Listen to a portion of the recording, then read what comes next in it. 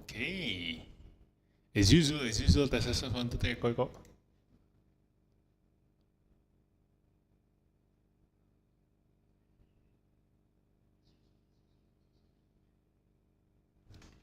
Well, the sound is not that loud. Wait, let me fix it.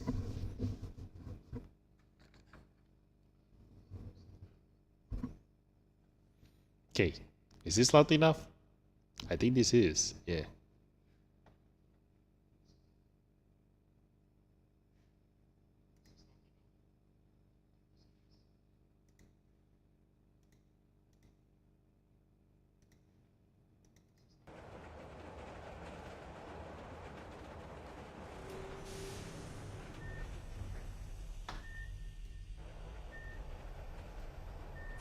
Okay, is the echo in?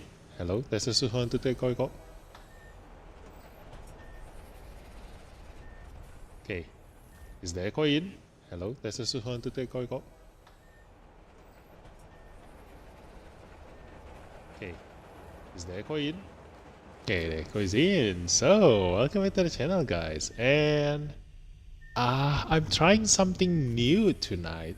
Like the other day, I saw that a lot of people have already tried this. That they can live stream on Shorts.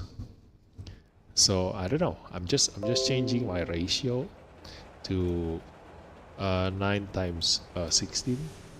So it becomes a portrait now. Hey, so look at that. And I don't know if this becomes a short stream, but let me just try it. Let me go to my own channel using my other account. We go with it. Let's see if I am currently streaming. Let's see if I am currently streaming. Let's see if I am currently. Yeah. It is currently streaming. Hai Yang Wan, welcome to the stream. Hai Bang, tampilan baru kah ini? Ya, tampilan baru. I'm trying to stream on Shorts. So I don't know if it actually is working. Let me see on my phone, like if I can actually watch myself on Shorts. Is this gonna be live streaming on Shorts?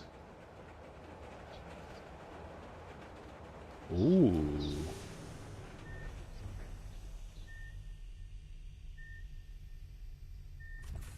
It does become. So I'm up for next stream. Yeah, it does become a Shorts. Ha ha ha ha. Nice. This is a new layout. Nice. So I think from now on we're gonna stream Dislyte like this. Yeah. So are you guys watching me from phone or are you guys watching me from PC?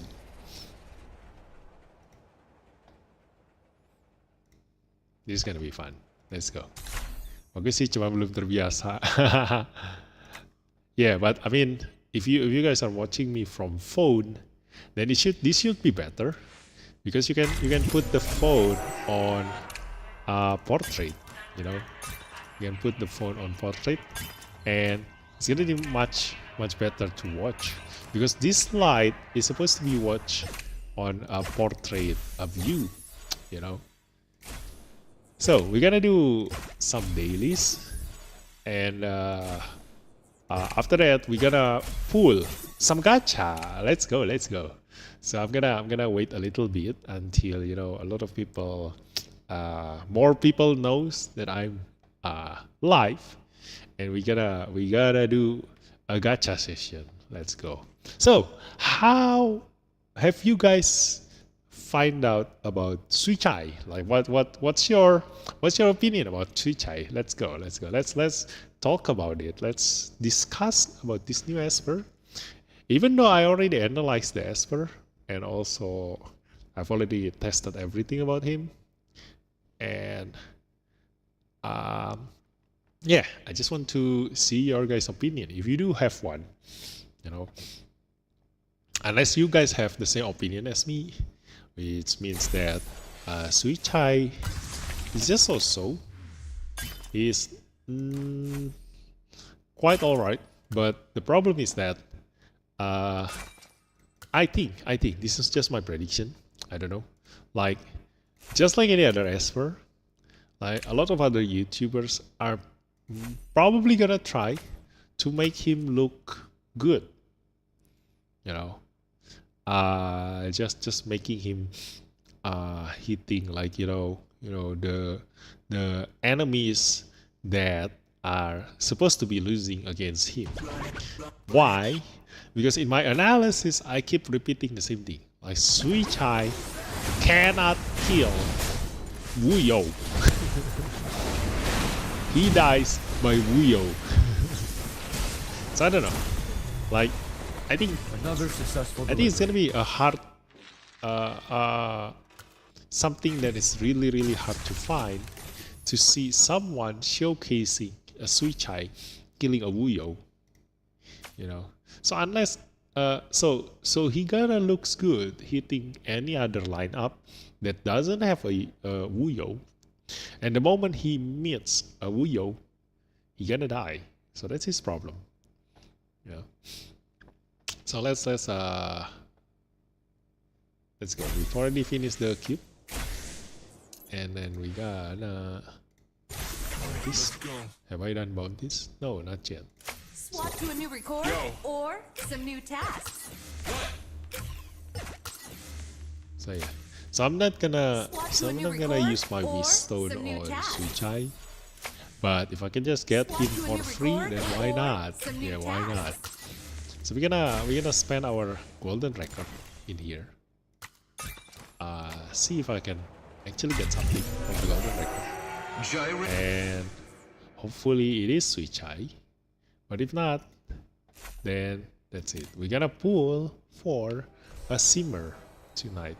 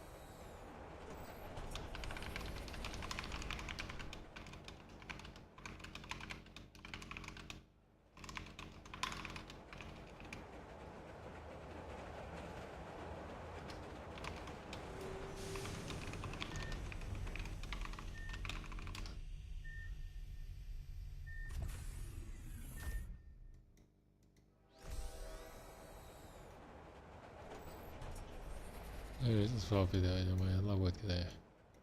Wait teman.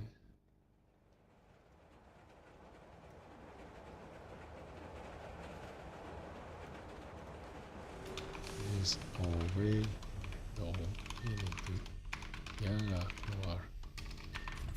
Bisa banyak well ini cuma.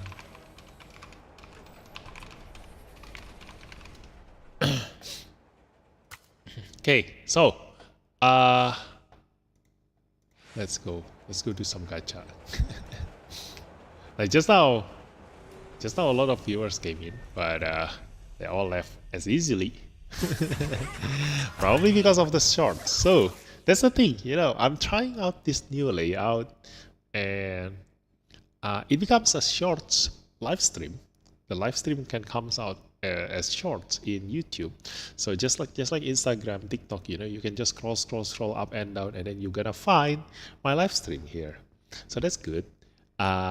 We can get a lot of people knowing that I exist at least. But it also gonna come and go as fast. So let's see. Sui Zai. New. So we're gonna recap what we have analyzed so far about Sui Zai. So let's take a look. First skill.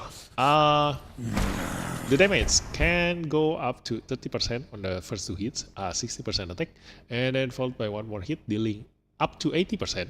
So it's gonna total to from 120% to 140%. Not as excited as much, but this is quite a little bit important, because if he gets hit a lot by the enemy, he gonna counter attack a lot. So he needed this extra little bit of damage just so he get a little bit of advantage.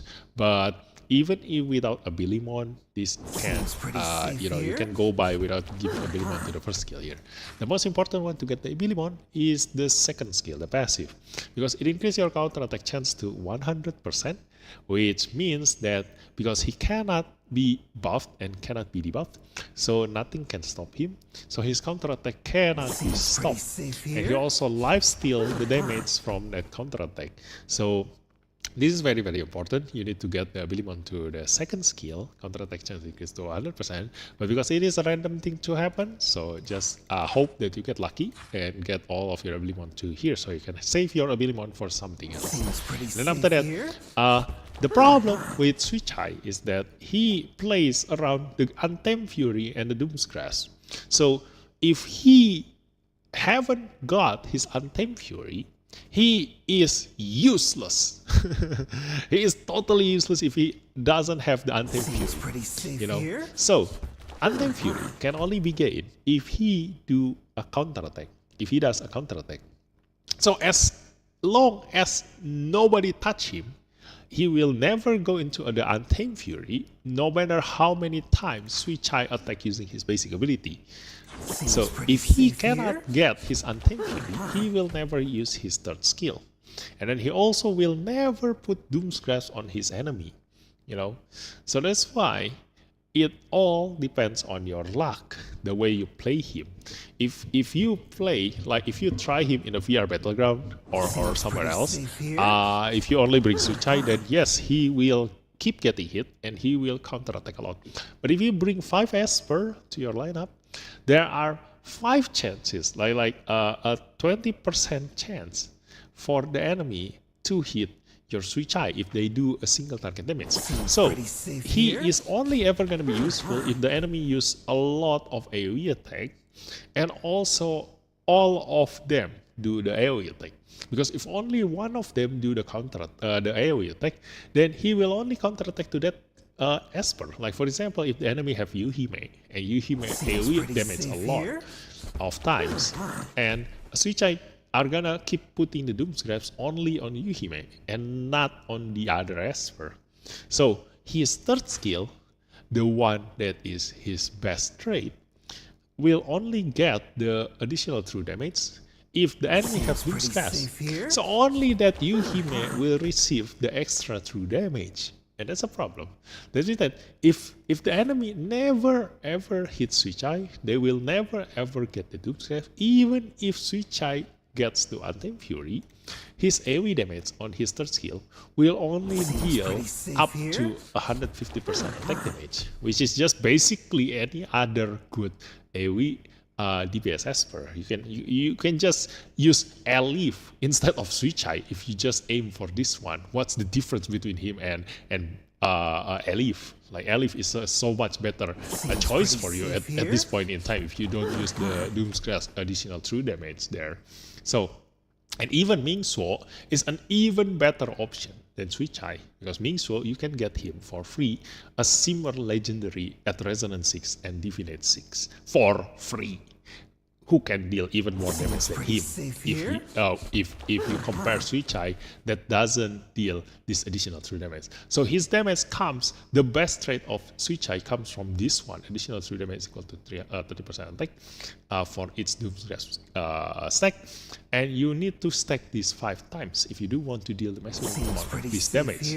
And stacking this 5 times means that the enemy need to either hit Sui Zai using single target ability 5 times, or they need to AoE attack you 5 times, which usually AoE attack comes in the form of a third skill or a second skill. So at the most, one Esper will only gonna AoE you 2 times. You know, so it's really hard to get the stack up to 5 times to the enemy. So this damage will be very slow to build up. Now, the only way the Sui Zai will get the maximum amount of damage from that Doom's Grasp is if you have your Sui Zai at Resonance 4. Because at Resonance 4, it now inflicts 80% of true damage. So even if you don't reach Doom's Grasp at stack 5, if the enemy at least managed to reach like stack 2, you can already deal serious amount of damage. But that's just it, you know. So that's why the minimum you need to have for Sui Zai to be able to be insanely strong is at Resonance 4. Resonance 2 makes your Untamed Fury get triggered if you get low on HP, which is also really good. Like I said, if you never counterattack, then you will never get the Untamed Fury. But now, even if you don't counterattack, as long as you get your HP low enough, like at least one hit from the enemy that brings you low enough HP, you will get your Untamed Fury. And it's so much easier for you than dealing 3 times counterattacks, you know. So that's it. That's the problem with Sui Zai, you know. Although he is really strong, like the requirement and also the place to use him, because the problem, the main problem with him is that the enemy that you are supposed to kill using your 3 damage is a defender enemies, and the strongest defender is Wuyo, and Wuyo cannot be inflicted by debuff. So you will never ever deal the true damage against a Wuyo. So what's the use of you dealing true damage if the biggest enemy that you have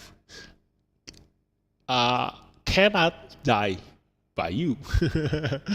And also, the more you deal AoE damage against Wuyo and her friends of a defender lineup, the more you're gonna trigger Wuyo's counterattack, the more you're gonna trigger Wuyo's dance.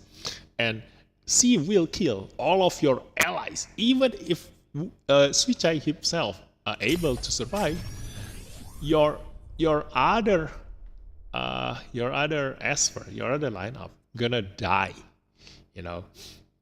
So we're gonna use up all this. I'm just gonna, ooh, it's actually nice. I have 190 chance, but I'm just gonna save up some Nexus Crystal just so that I can use it for something else later in the future. So we're gonna use 170 pool here. Let's go.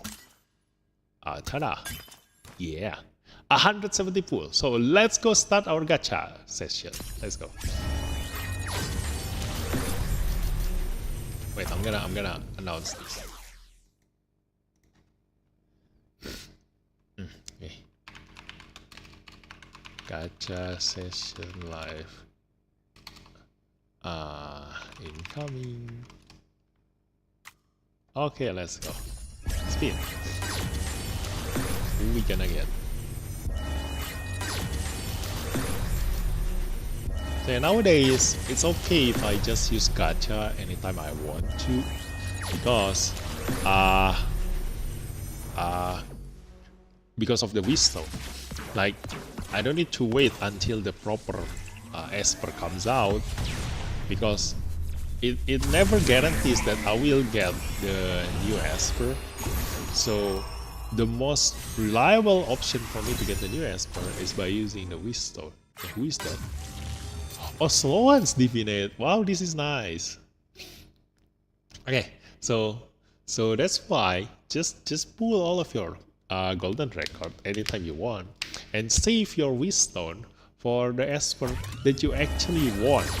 Okay, so just like right now, 15 spins for legendary. So we're gonna get our legendary now, right? Let's go, first legendary of the night.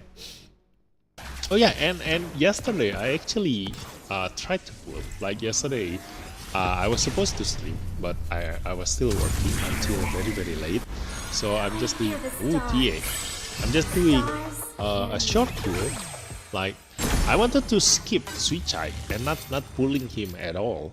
You know, I wasn't gonna do a gacha session, but I'm live streaming tonight, so that if you guys have any question about Sui Zai, like if you want my opinion, whether you should pull for Sui Zai or not, just mention in the chat. You know, like tell me your situation. Like, hi, I have a situation. I feel like I have a choice about between this and this, and which one should I go for? Blah blah blah blah blah.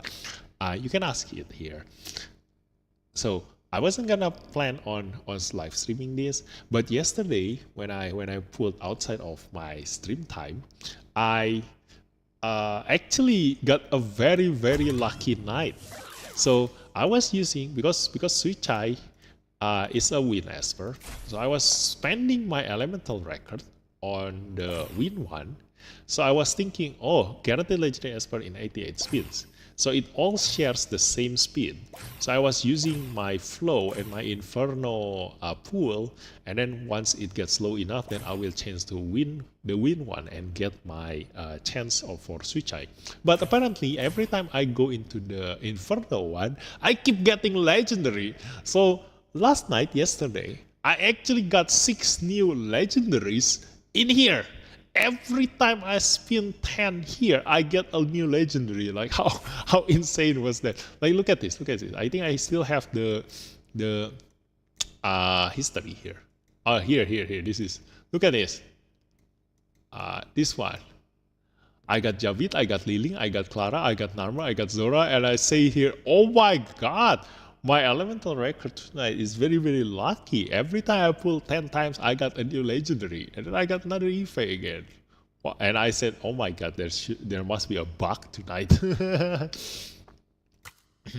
So yeah, let's continue our gacha. Let's go to here, spin 10 times. Let's see if we can get another legendary. There we go, second legendary for the night. Hopefully this is a good one. Sui Zai please, so I don't need to spend my wisdom on him. Ooh, hide. Research into the miracles cannot be hindered. This is what Sui Zai is supposed to replace. This is the Sui Zai at home, the previous Sui Zai version 1. I got Sui Zai version 1.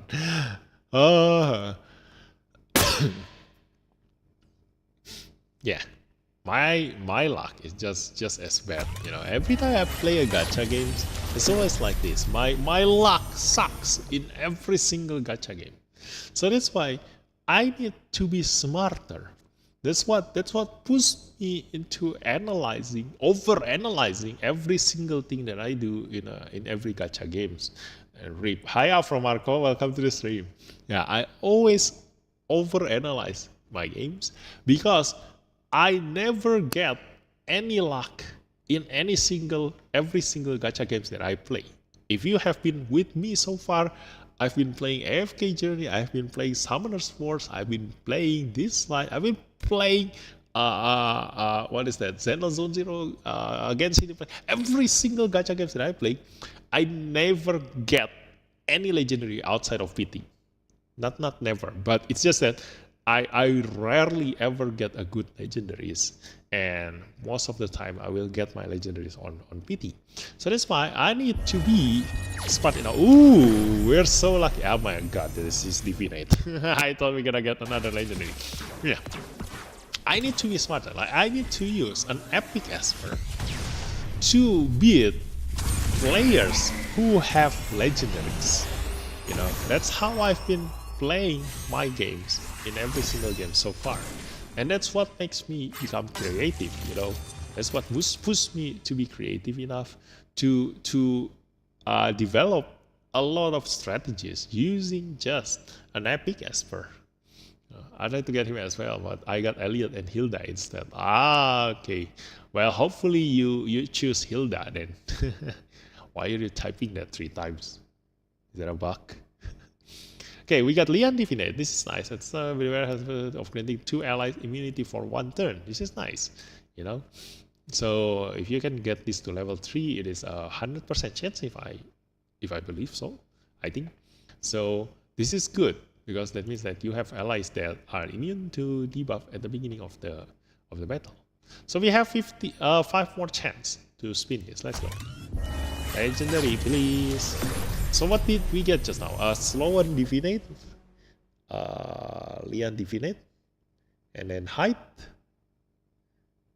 and then who else just now? I forgot. Who else did we get just now? Hey, legendary, nice.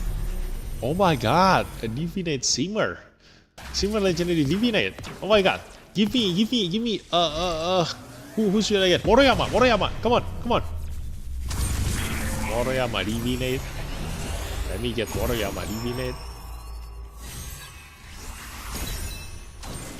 Oh my god, Tever. I don't even have Tever. I don't even have the Tever. Dang it. And I'm not planning on pulling Tever anytime soon. You know. So that's a waste. Okay, last pull for the night. Legendary. Too bad. So, we got 270 Wheatstones. Not gonna use Wheatstone on this guy. And we're gonna use the Simmer. Although I'm gonna upgrade my Esper first so that you will get if you got the problem, speak up. the suspension. We'll feel the suspension.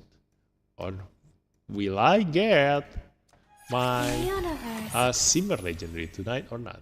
Was we gets all allies AP plus 10%. This is important because this is good for a counter Sonica, you know. Yep. So we're gonna open this up. TA. Let's go. So who else is now? We got.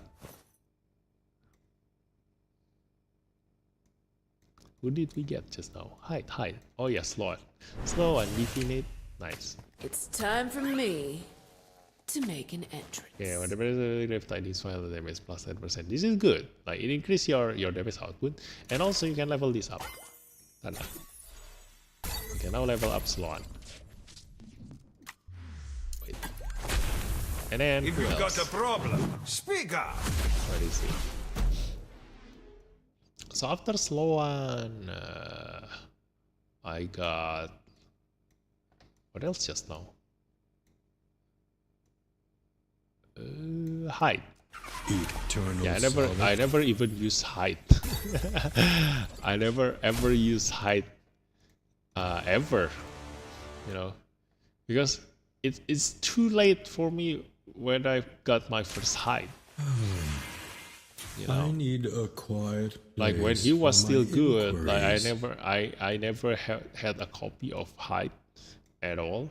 So I never have a chance to use him, and now after his era is finished, then I finally got my Resonance Zero height. So let's go. Let's see the Echo again. No. Let's see. We got go to the Simon one. Yay! We gotta pull that. Although, should I just do this? Let's try. I'm gonna do 2, 3, 3. Is that 6, 8? Yeah, I can have 80 spins. So we're gonna do two of the flow, and then 3 of the inferno.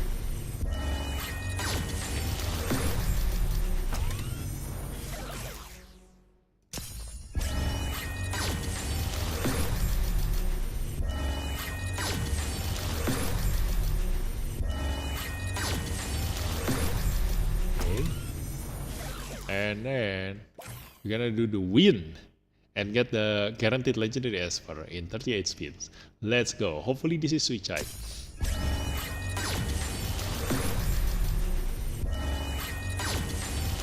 See, like I said, and my luck sometimes sucks. I don't get a legendary even until a PT. Look at this. We're gonna get the PT. Did you get Yukine? Yukine? Ya, I got Yukine. Saya main 2 tahun sampai sekarang belum punya Hide bang. Yeah, your luck is the same as me, you know.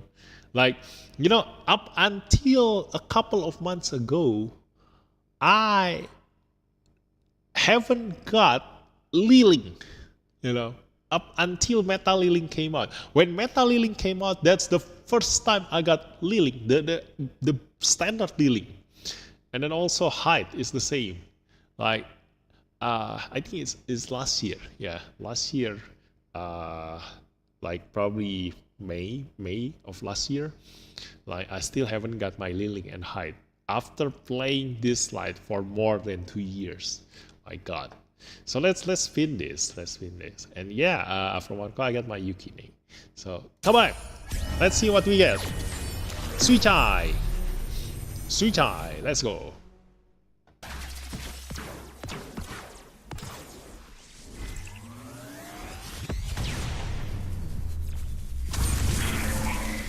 Hey everyone! Dang it. Welcome to the Archibald Show! This sucks. Not that Archibald is bad, but he is one of the few Esper that doesn't need resonance at If all. you got a problem, speak up. He is already good without resonance. You know, you only need him at resonance 0 and that's it. This guy makes me feel about landing a critical hit. Yeah, I don't need you to do this. You know, ability cast and battle deals plus 15% damage. Yeah, you are not a DPS. You're not a main DPS. Jadi drop resets the cooldown of Carnival Sonata. That one is actually good, but this is resonance 6. Okay, that's so far away. So I don't need that. Okay. I haven't got to reach to that part. Yahoo! So, You can let's breathe go do out. some dailies again Here's before your we go reward. to the Simon one. Take your bounty and then dance to my beat. Okay. Alright, let's go. We gotta do a Simmer one. Let's go. Hopefully I can get Swanpin. Yeah, among all these Esper, the one that I want the most is Swanpin. I don't need Wuyo. I don't really need Chehe right now. Like after Swanpin, then it's gonna be Chehe.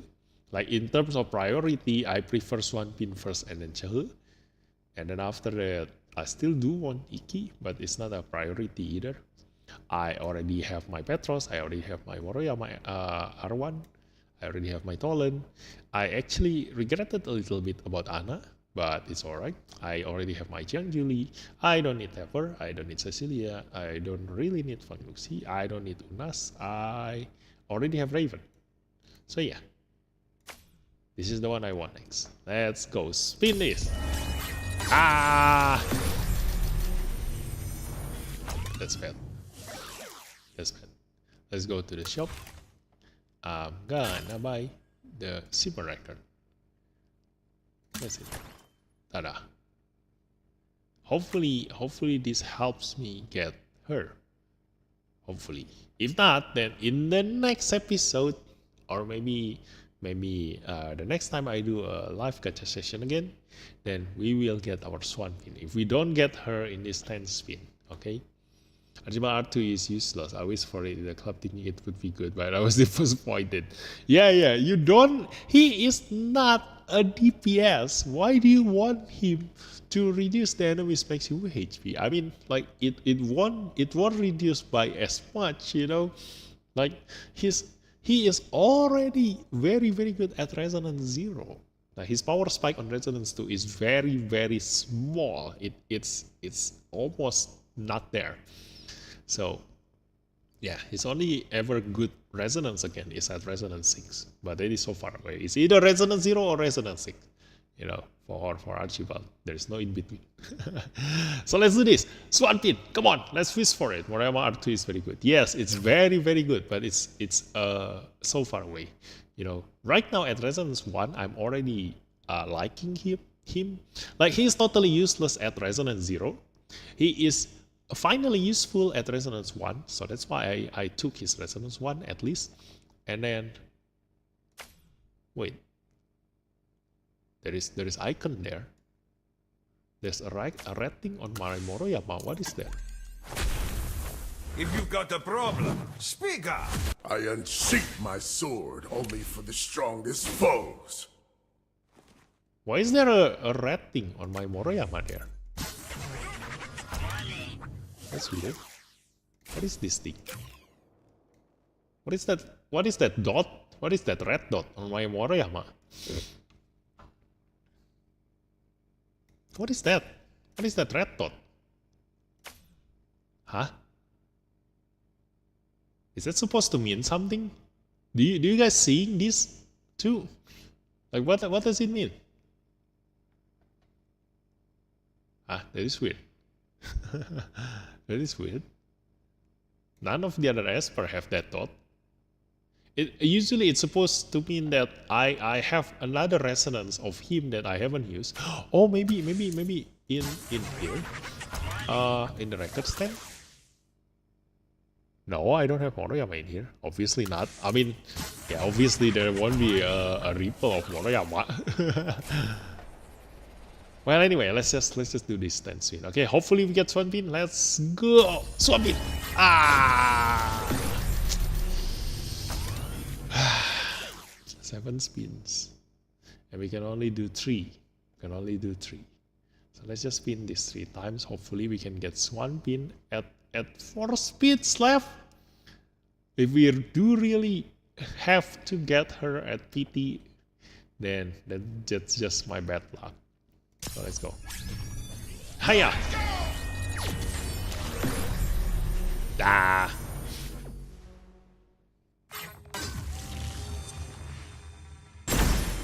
One. Another one. Ah. Okay, last one, guys. Come on. Gachor. Shh. Fu. Let's go. Hiya! Swan Pin. Ah! Dang it. Yeah.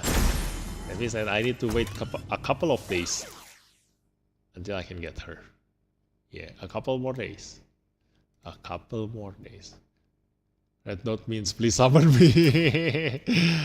I wish I can summon him, but it's just that we're gonna stuck too long without a Swan Pin, you know.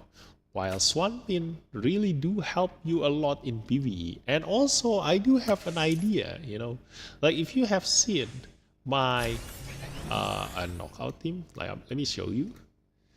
It's okay, bentar lagi Calamity Simmer. Oh yeah, maybe in the Calamity Simmer, there will be a Simmer record. Should I do that? Is there anywhere, any other place I can get a car? 2 days. Reward? Yeah. The reward here. Oh my god, I do need this reward. Yeah. So I'm gonna do a community post later once I got my Swan Pin, and I'm definitely gonna be making the best use of her. One of it is here. Let me tell you how to make use of Swan Pin. In here, I'm gonna use Swan Pin in PvP, not PvE. We all know how good Swan Pin is in PvE, but the reason why I need her right now is because of this one, you know. So I will picture her if you want progress. No. It's Swan Pin. Because the thing is that Swan Pin can be used in Desolate Land, you know. For Chehe, I think Chehe also can be used in Desolate Land, but it's much more beneficial to use Swan Bean because there are a couple of PvE stages where you cannot put debuff on your enemy, on the boss. So at that point, you can only rely on your own buff. And also there are a couple of instances like in the ritual miracle like Chronos, Aper, Fafnir. Like for Chehe to be good, like Chehe increase the enemy's damage taken, Swanpin increase your damage dealt. So for Chehe to make the same damage increase like Swanpin or even more, Chehe actually increase your total damage by more. You need your Chehe to attack the enemy 5 times. So that means that you need to spend at least 5 turns of your Chehe so that you can deal 50% enemy's damage taken increase. But for Swanpin, you can do that. Like you can increase your damage output by, I think it's around 25% or 30% at the very first turn. Okay, so that's the advantage of Swanpin. So I need Swanpin first, and then next I'm gonna pull Chehe. That's the order of the things that I want. And also the reason is because Mingsuo is getting better and better. The longer we play, the more we can get Mingsuo to Resonance 6. And I already have a lineup in mind. I already have this lineup. You know, you can already see this lineup. I'm not gonna hit that. You can see this lineup. Let me see. I'm not gonna attack that. Okay, let's do this one. Okay, in this lineup, you can see that I make the best use of Mingsuo because Mingsuo damage is insanely high. So with this, I can do this with this lineup. Look, kablam! Another successful delivery. You know. So what I'm thinking is that, what if I amplify that damage just now with Swanpin in PvP? You know, I can probably one-shot a Wuyo or Chehe or any other Esper, you know, if I can amplify that damage, that burst. And a lot of players don't know how to make good use of Mingsuo because of that. Like, he easily dies, you know, he is very, very insanely paper. So if you do want to make use of Mingsuo, you need to have Abigail to resurrect him just like that. And the best advantage of Mingsuo is that he is a captain, a speed captain, so he will always gonna be in the, you can put him in the first position, and Abigail will always gonna resurrect him because he is in the first position, you know. And then to make the best out of that, again, you can pair up Abigail with Lushang. That will make Abigail resurrection comes every 3 turns. So every 3 turns, you will be able to resurrect your Mingsuo. No matter how many times he dies, you can just resurrect him. But the weakness of this lineup is Chu Yao. I die. This lineup gets countered by Chu Yao.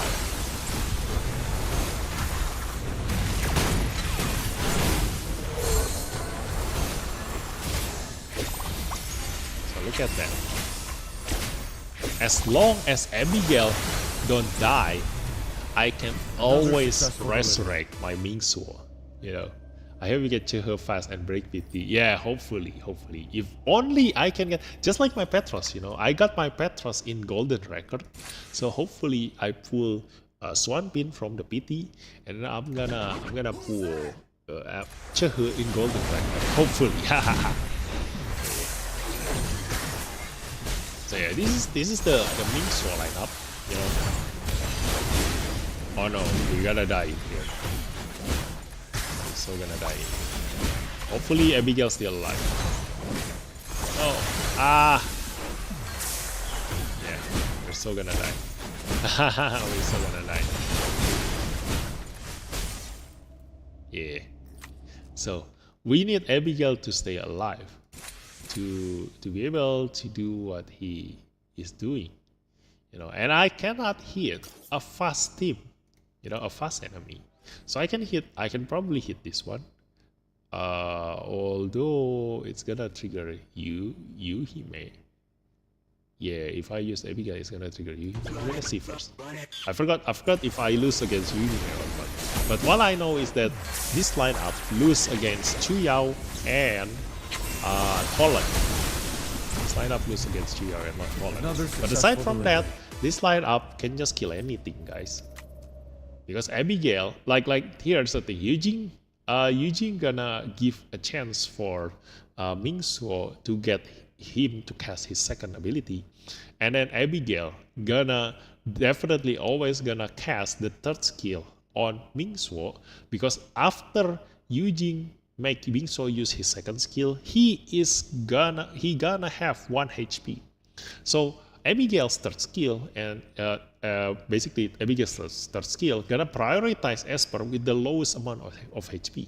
So it will always gonna go to Ming Suo, and Ming Suo being given Abigail's third skill will gonna get attack up buff, critical damage up buff, and then AP 100%. It will always gonna make him move, and then he will cast his third skill, and then that's it. That everybody gonna die.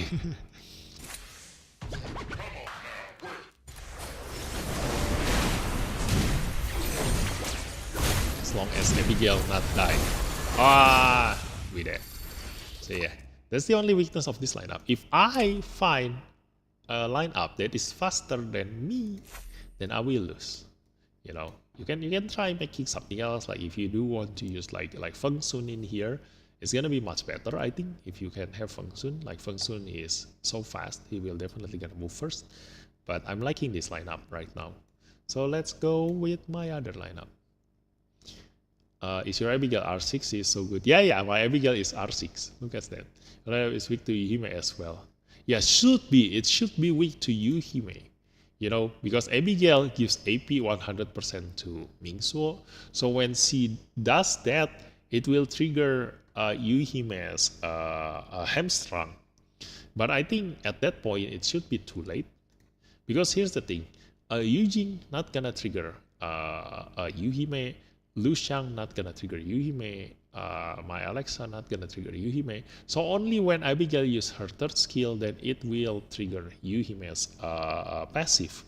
But at that point, I've already do everything that I can to give every single buff to Ming Suo. So at that point, even if Yuhime get triggered, like my Ming Suo already get the Kiss of the Nightingale, and then he will already get the warm welcome. And he will already get the accentuated, and he already get the attack up and critical damage up, and he will already have his thunderclad, so he will never die. He will not gonna die by Yuhime's ability. So after Yuhime counter attack me, then it's my time to just flatten the entire enemy lineup. So we're gonna go to my Momo lineup. I've changed a couple of things in here. I decided to use Donar, just so that, oh no, I'm not gonna fight a Resonance 6 Momo, and also not gonna fight a Resonance 6 Sui Zai. So in this lineup, I actually covered the weakness of Momo using Donar, because Momo's weakness is her AoE damage. So with Donar in here, I can at least deal AoE damage against my enemy, and Donar can stay alive by himself because of his rival rune. His rival rune is the Nether set, so he can lifesteal himself back to full health. So this is a self-sufficient lineup. You know, Petrus can lifesteal, Momo can lifesteal, Donar can lifesteal, and if anything goes wrong, there is a Fatum Sister there to you know, to resurrect me. And I'm probably gonna lose because I don't have any way to deal with Amir in here. So I'm gonna lose against that one. Let's just go. So yeah, too bad guys. We didn't manage to get any Sui Zai. We didn't manage to get any Swan Pin. So there is no new lineup for tonight. So I'm just gonna do my dailies as usual, and we're gonna just see what happens in VP's daily life on Dislyte. So this is what I usually do every single day.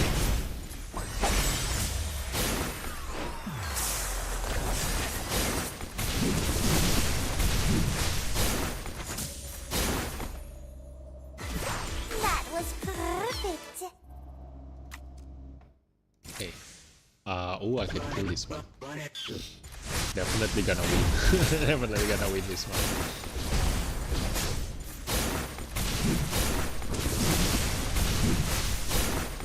Yeah, look at that. Donar is very, very strong. That he can just stay alive by himself.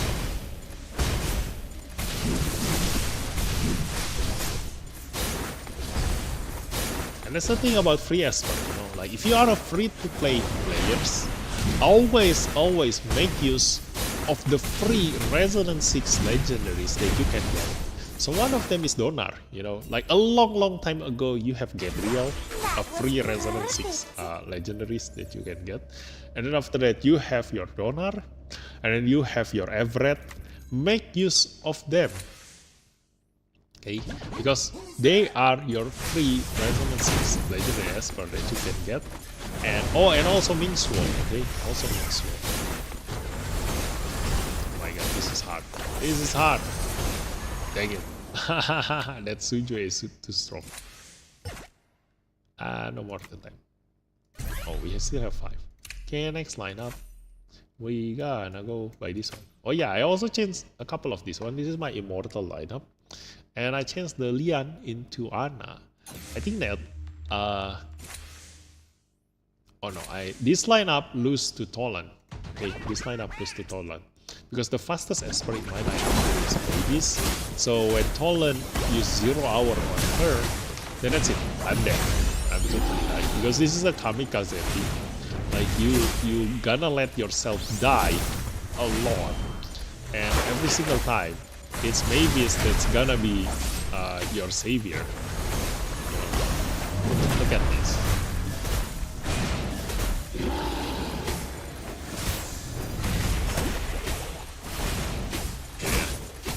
So at the end, Jiang Juli will resurrect himself out of Mavis Graveless, and I do have Ana in here to accompany Jiang Juli, so he is not alone at the end.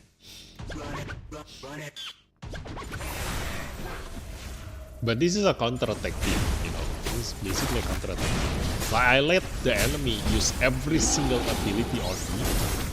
After they used up all of their third skill and second skill, then I will just finish them all off with my Jiang Juli and Ana. Basically.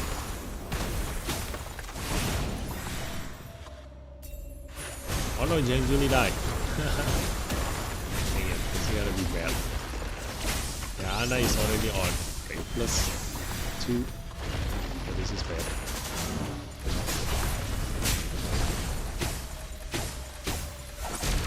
We're dead. Oh, there's Mingsuo here. Let's attack Mingsuo. It's rare to see other players use Mingsuo. You know, it's such a rare occurrence. Oh, this is bad. Let me see. Yeah, that's a skill is on cooldown. That's why Feng C is still good actually. Like C is a really strong controller. You know? So if you can use her correctly, then that's what's gonna happen. But luckily my Jiang Juli is still stronger than that lineup. At least. So let's go this one. As long as there is no Tolan, then we will always have a chance to win. As long as my Mavis receive the 2 turns invincibility. That one. Yeah. So I have 2 turns to deal all of my damage to the enemy using my Jiang Juli and my Ana. And also my Oli. My Oli deal quite a lot of damage, you know, with Mavis there. The reason is because Oli's third skill, not third skill, I think passive. Oli's passive. Hey, wait. No, it's on his. Oh yeah, it's on his third skill. A certain percentage of enemy maximum HP. His percentage HP damage can deal critical damage. You know, so with Mavis third skill,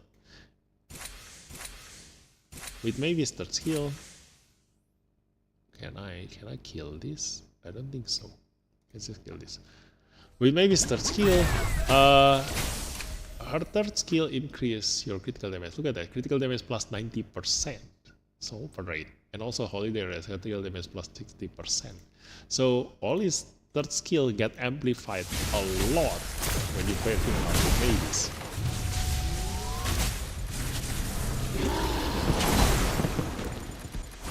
Oh no! Ollie is sleeping. We didn't get the invincibility there. Lucky we still win this. Okay, that's it. That's enough for the knockout. Then after that we do have people. We do have a lot of other things. But let's do some help here. I'm currently asking for Sally. Sally is also kind of like a forgotten Esper, but she's actually really good. So the problem with Sally is that a lot of players use her wrong. Sally is supposed to be in a speed team, not in a tank team.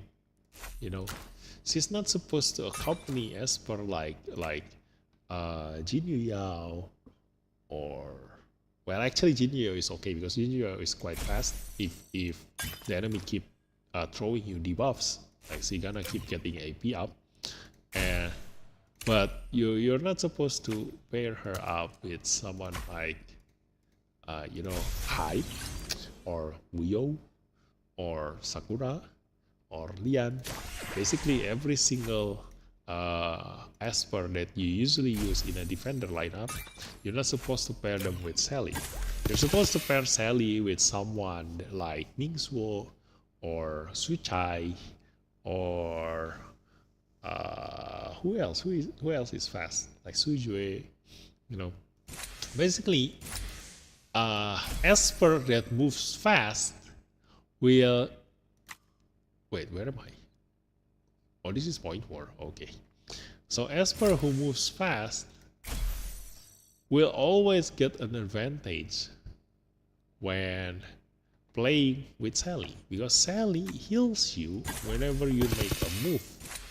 So if you move really fast, that is when you will get healed a lot by Sally. No, I'm not gonna win that. It's really hard because I do want to just auto this. Usually oh my god, there is a resonance 6 Sui Zai here. Wow, this is Let me see. Oh, this is great. Yeah, he is using Chuyao to give Sui Zai an advantage of not getting hit by a critical damage.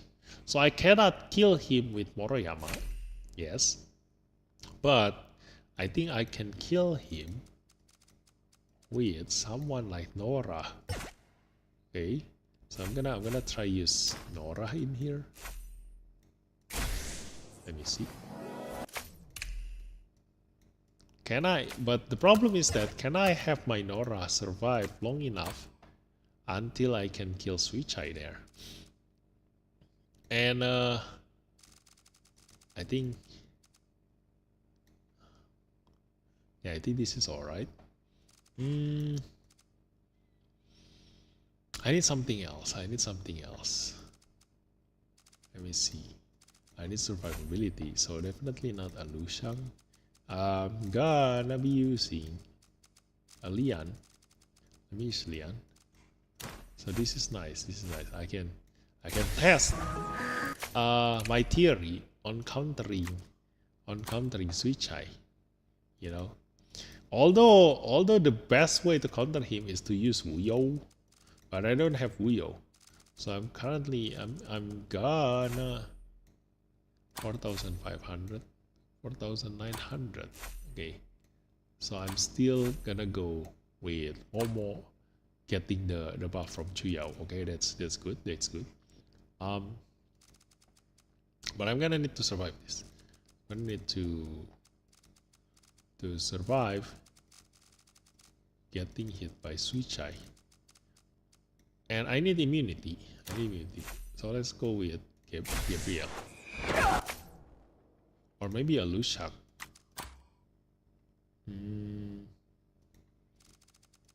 If I use Lu Shang,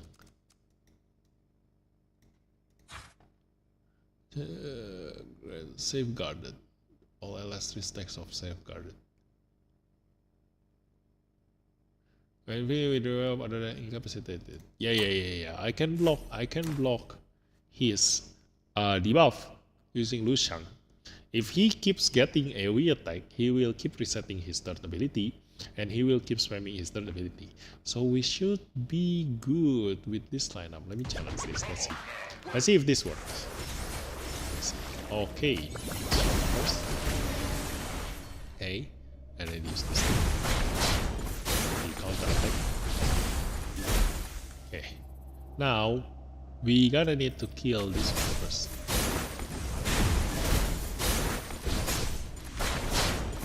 Oh my god, that is bad. Yep. Silence. Okay, silence everyone. Okay. Now I'm gonna need to kill the Lian first. Because there is no use of me killing Sui Zai while Lian is still having her bubble. Okay. She will gonna just resurrect again. Oh, this is bad. Kill her. Okay. Now it's time to kill Sui Zai himself. But I do need Nora to be alive when I'm doing that. I'm gonna kill the Chu Yao first. Oh my god! Damn it! We're too late. Let's try this again. It's too late. Oh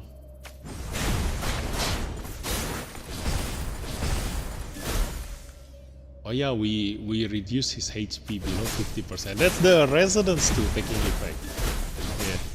Even though we avoid hitting Sui Zai altogether, like we died because of Momo's counter attack on Sui Zai.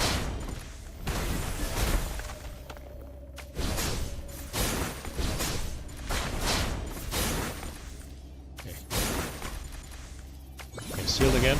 Okay, that will buy us some time. Okay, don't trigger his passive, please. Okay, we killed her. But my Nora never moved. Okay, this is the type. Nora moves. Can I kill Sui Zai? No, I don't have enough damage. Okay, this is it. Kill him. There we go. So that's how you kill Sui Zai. Okay, now we win.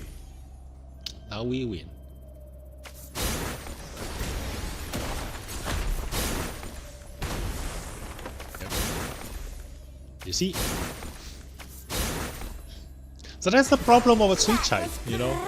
Like, you could have done better compared to me. Like I'm using the lineup that I currently have, but you can do the same thing using Wuyo. If you have Wuyo, just put Wuyo there instead of Nora that I'm using. And you should have a better result compared to me, you know.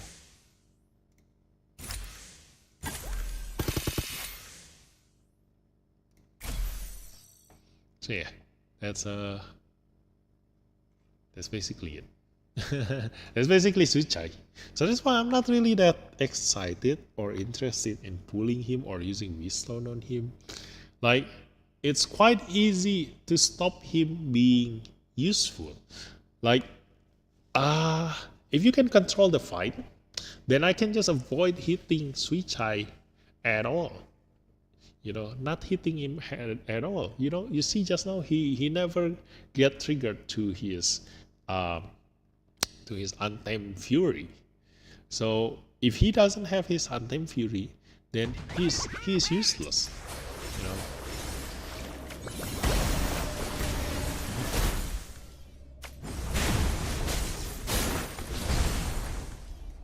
Okay, kill the.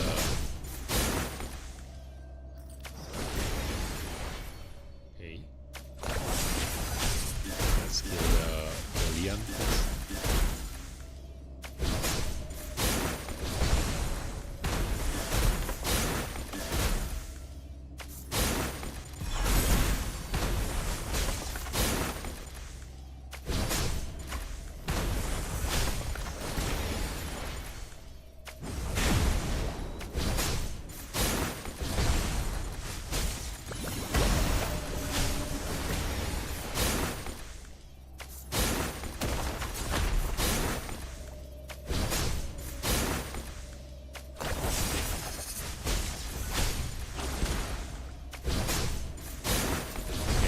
Killed the Lian, and then we gonna kill the Mingsu. And after that, we're gonna kill the Lushang. We're gonna kill. Wait, is he already got his? Ah, yeah, Chehe already got her stone stick.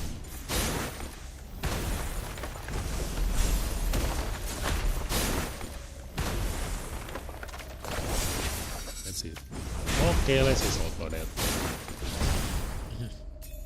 All things are one.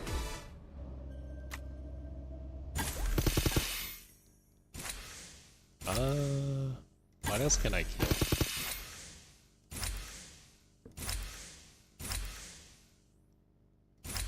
So yeah, I'm still more interested in using Momo compared to Sui Zai. It's very easy to counter Sui Zai compared to Momo. Momo is still much stronger, and also Mingsuo is also still much stronger. Like as long as I can get Mingsuo to use his second ability, then I can never die. And also right now, I think after we get a Mingsuo to Resonance 4, then I will be able to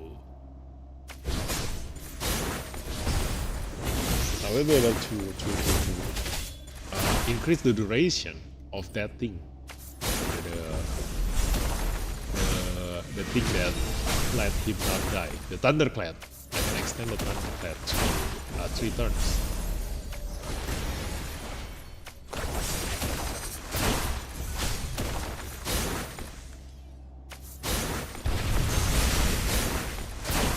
So Momo is still pretty much the goat in my life.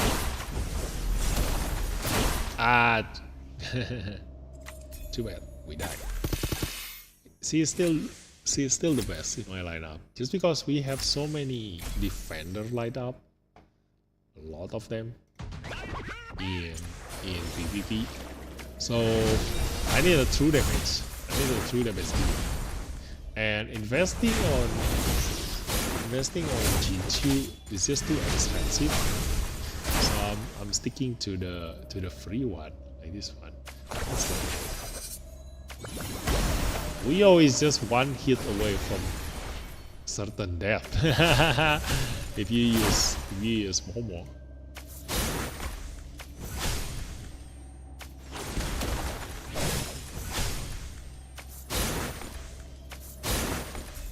There we go.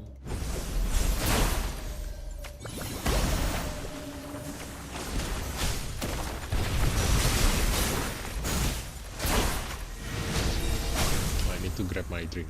Wait. Let's just auto this.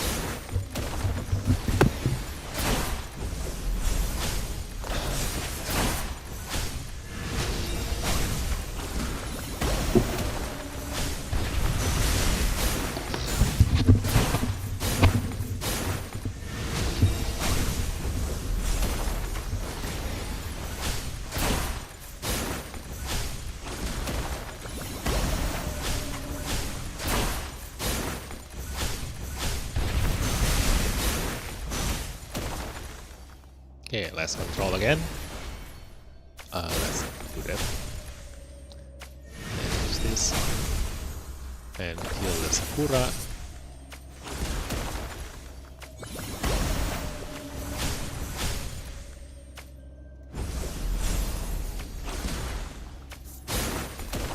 Okay, let's just auto this.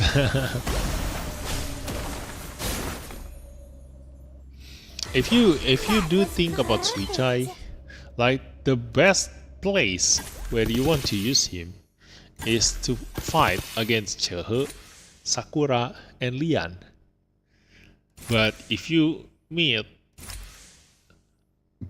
a lineup that still use Wuyo, then you're gonna have a bad time when you use Sui Zai.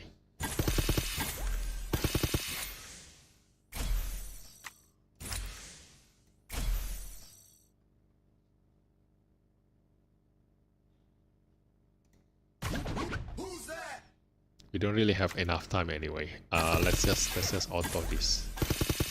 I'm just gonna take a look at. Oh my god, the Resident 6 Sui Zai again. Let's let me think. So my Nora didn't have enough damage to one-shot the Sui Zai, but right now he doesn't have Chu Yao. So let me see. Can I one-shot him with my momo?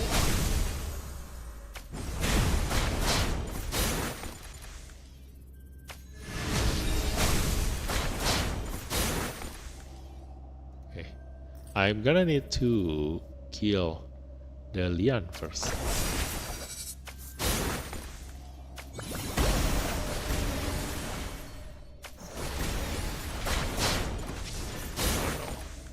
He got triggered for his Untamed Fury. Let me see if I can survive that. Yeah, we can survive that. So as long as I have Lu Shang, I shouldn't worry, because I can keep blocking his debuff. So as long as he doesn't have his debuff, then I should be able to survive. Hopefully. Let's see. We are treading carefully in here. Oh my god, the damage is getting stronger and stronger. Oh, because of Lu Shang. Okay, I just realized he has Lu Shang. Okay, I need to finish this fast then. I need to finish this fast. Okay, that's it. Problem. Yay. See, that's the way to counter Sui Zai.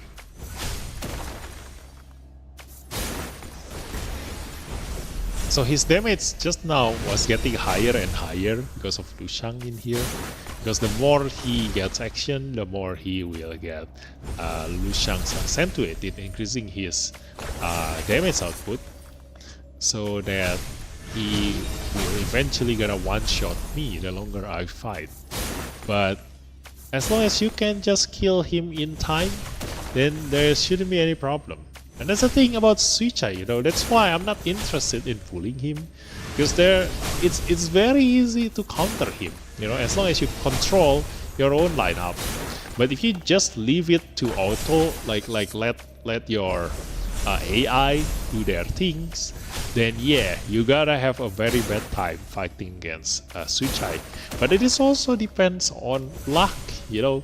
Like if you don't use that much AoE damage, like if I don't use Sakura in here, then the only one who, well, apparently I think all of my lineup will deal AoE damage. Like this one trigger counter attack, this one trigger counter attack, this one trigger counter attack. But if I do have like a lot of single target DPS, and also like someone like Lian who doesn't attack when she is using her third ability, then I will not trigger Sui Zai as much as you thought it would be, you know. And that's the thing about Wuyo, you know. That's what's gonna happen if you hit a Wuyo using a Sui Zai, you know. Straight up gonna trigger her AoE damage. Straight away. And right now I can just kill the enemy slowly by myself. Like that. Like Momo is still the goal in here. Like if you give Momo the what is that? Spirit Aegis, then you can just kill anything with her. Yeah, let's just auto this. Sweetheart is pretty mid, to be honest. Can you try using regular height plus XP? Huh? What do you mean with height? It's pretty mid. Try using regular height plus XP. For what? Why do I want to pair height with Swampin? In where? Like in here? You want me to use height in here? I don't think height will be able to kill anyone in the current meta.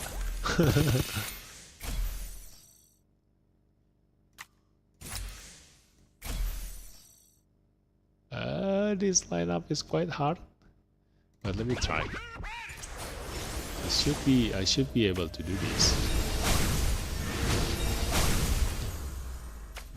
And Lushang and Resonance too is just so damn strong, because I can just block any kind of debuff coming to me. You know.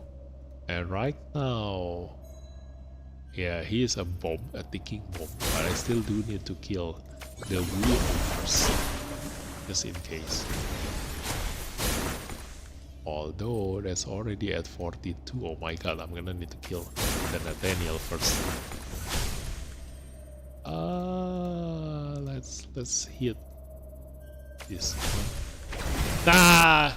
Oh no, I'm still alive. Okay, he's useless now. Let's just leave him. Luckily, I'm still alive. Getting hit by that AoE. Okay, so right now I can just you know, take my time killing them one by one. Should be fine. Right now I can just kill the Yamato. Hyde can now receive golden buff, so you can use cannon on him without getting stunned. Oh yeah, I realized that, you know, when I tested Sui Zai the other day, I realized that when we did the mirror battle, I realized that, oh my god, I can give the spirit aegis to Sui Zai. And yeah, one of my clubmates also mentioned to me that now Hyde can get a golden buff. So my analysis still stands, because when I did my analysis and PTR testing, I mentioned that the best partner for Sui Zai and Hyde is still Ahmed, because Ahmed's song gives you a bonus speed, so you can move even faster, you know. But yeah, I think Swampin paired with Sui Zai gonna make him explode, dealing insane amount of damage. But the thing is that, why not use that to Mingsuo? You know, Mingsuo deal even higher damage than Sui Zai. So if you do want that kind of combo, like yeah, you can now use it to Hyde, you can now use it to Sui Zai, but not gonna be as big as a Mingsuo doing that. Try winning a Thunder set Hyde with max attack and critical damage. I don't have the problem is that I cannot test that yet because I don't have Swampin. You know, I tried to get Swampin just now and I didn't get her. You know, hopefully by the time the Simmer tower open, then I will be able to get my Swampin, and then we're gonna do another daily live stream Dislyte again. You know, then I'm gonna showcase you that. Oh, another Resonance Sui Zai. Let's go. Let's kill him again. I'm gonna show all these players that the Sui Zai that you have is not as good as you think he is. You know? So let's go. So just gonna. Oh no, this gonna trigger Sui Zai. Let me see. Oh, Lian gonna move. Okay. Hopefully I can still survive this. We're gonna need to kill the... Oh no, Sakura died. This is a problem. Because that means that I'm gonna need to survive Sui Zai's AoE just by Lian's shield. Okay, this will trigger Sui Zai Untamed Fury. There we go. There it is, the Untamed Fury. I'm gonna need to survive the burst from him right now using only Lian's shield. Okay. But before that, we will try to kill him using Momo's damage. Hopefully I can do that. You know, let me see. Oh no! Shit. Too bad, too bad. We didn't manage to one-shot him. Good morning. Hi, Just You. Welcome to the stream. Okay, again, let me see if we can get lucky. Okay. I'm gonna change something. Don't die, please. Don't die. Sakura, don't die. Okay. Okay, there you go. There we go. We can save our Sakura, at least. Now I'm gonna trigger his counterattack. Let's go. Just in hope that I can silence a couple of them. But apparently I failed to silence the Chuyao, because that's the most important one to get silenced.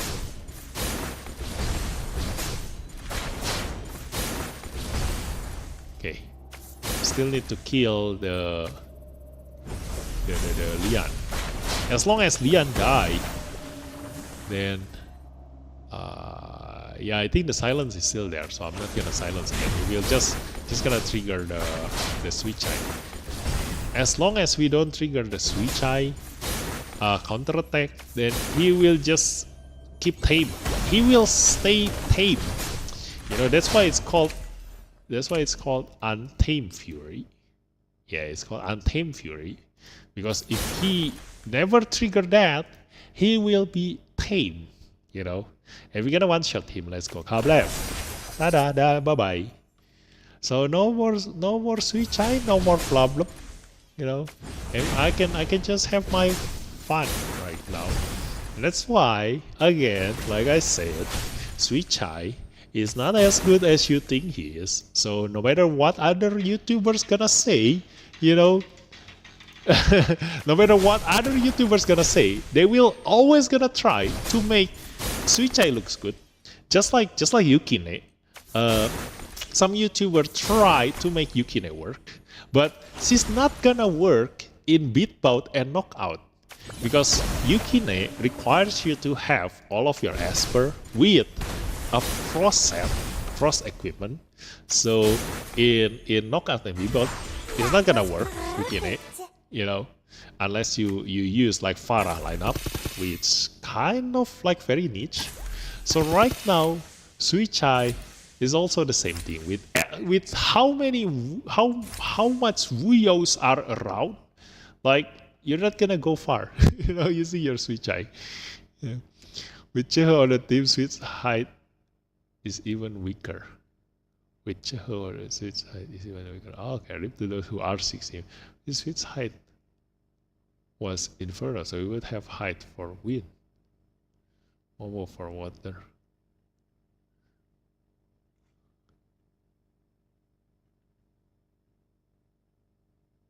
Oh, I just realized when you keep saying switch height, it's Sui Zai. I was thinking, is there a second height, like meta height, meta Liling, meta Yuncha, not no meta height? Is it something new, switch height? I just realized it's Sui Zai. Yeah, it does suit him, okay, that name, because he is like a better height. Sui Zai. Sui Zai was Inferno, so we'll have height for wind, Momo for water. I mean, you mean flow, and him for Inferno as first immune to debuffs. Yeah. That probably would have been better, you know. But hey, he is a win, so that's as far as Sui Zai can go. I was wondering too. Yeah, I was wondering like, why are you saying switch height and there is a height? You know, is there two different kinds of height? But yeah, that's height for you.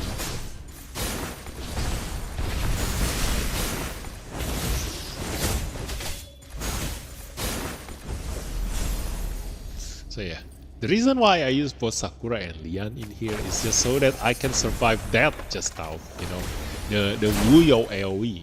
I can at least survive the Wuyo's AoE.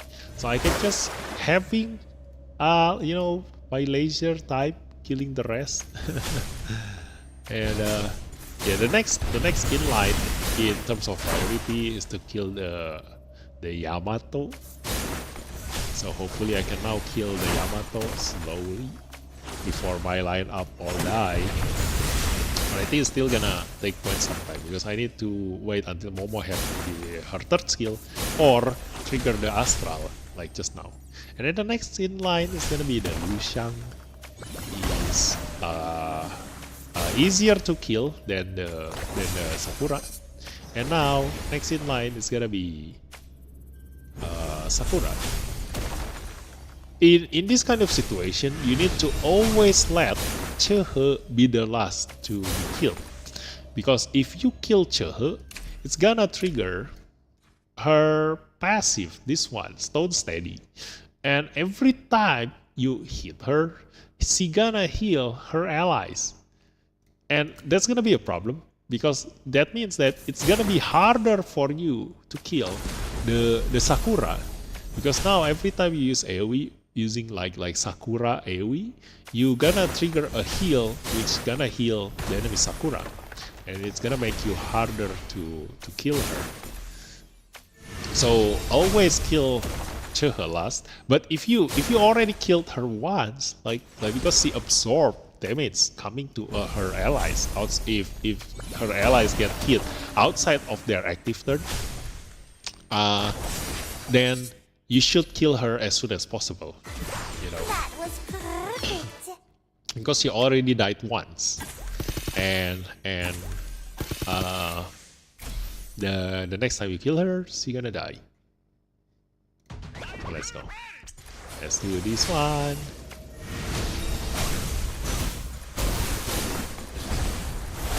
So this is fun, you know, Dislyte currently is in a very good position, because you can do a lot of theory crafting, like what I'm doing right now, you know. Like theory crafting in this game is really fun at this point, because there are so many aspers, so many possibilities that you can build like among the lineups, and also because of the knockout and also the triple threat, requiring you to build 10 teams of different Esper lineups. So there is not a single meta that is gonna keep carrying you the whole way. You need to be able to build 10 different teams that are very good, that you will be able to win every single time. Otherwise, there will bound to have like one or two of your lineups that's gonna lose against your enemy. And I'm just gonna auto this because this is just 1v1 of a never-ending battle. This is the only weakness of Momo. You know, it's very hard to kill a Sakura using Momo. Just because she keeps on healing. Hi man, hi Chiu Puru. Welcome to the stream. Best meta emo is R6 Moriyama plus Petros Unstoppable. Yeah, those two are the best right now. But they are very expensive to build, you know. It's insanely expensive to build. But yeah, I'm having fun with the current situation and lineup right now. So, and Momo lose to against another Momo, so we will see which one has a better Momo, you know. So let's do this and then kill the Momo. Hopefully I can just kill the Momo. But I need to one-shot the Wuyo first. Kablam! She doesn't get one-shot. Too bad. This. Okay, one more time. Yay. Okay, we are safe. Okay, now next in line to be killed is gonna be the Momo. She is too dangerous to be left alone, but good thing is that the enemy doesn't use the sacred aegis, the spirit aegis. So without the spirit aegis, the Momo is very paper. So we can just take our time killing the enemy Momo. Now that none of the enemy have DPS here, so we can just take our time prioritizing which one can die very easily, which is Sally first, because Sally is the most paper among this lineup. And then, like I always said just now, kill the Sakura first before the Chehe.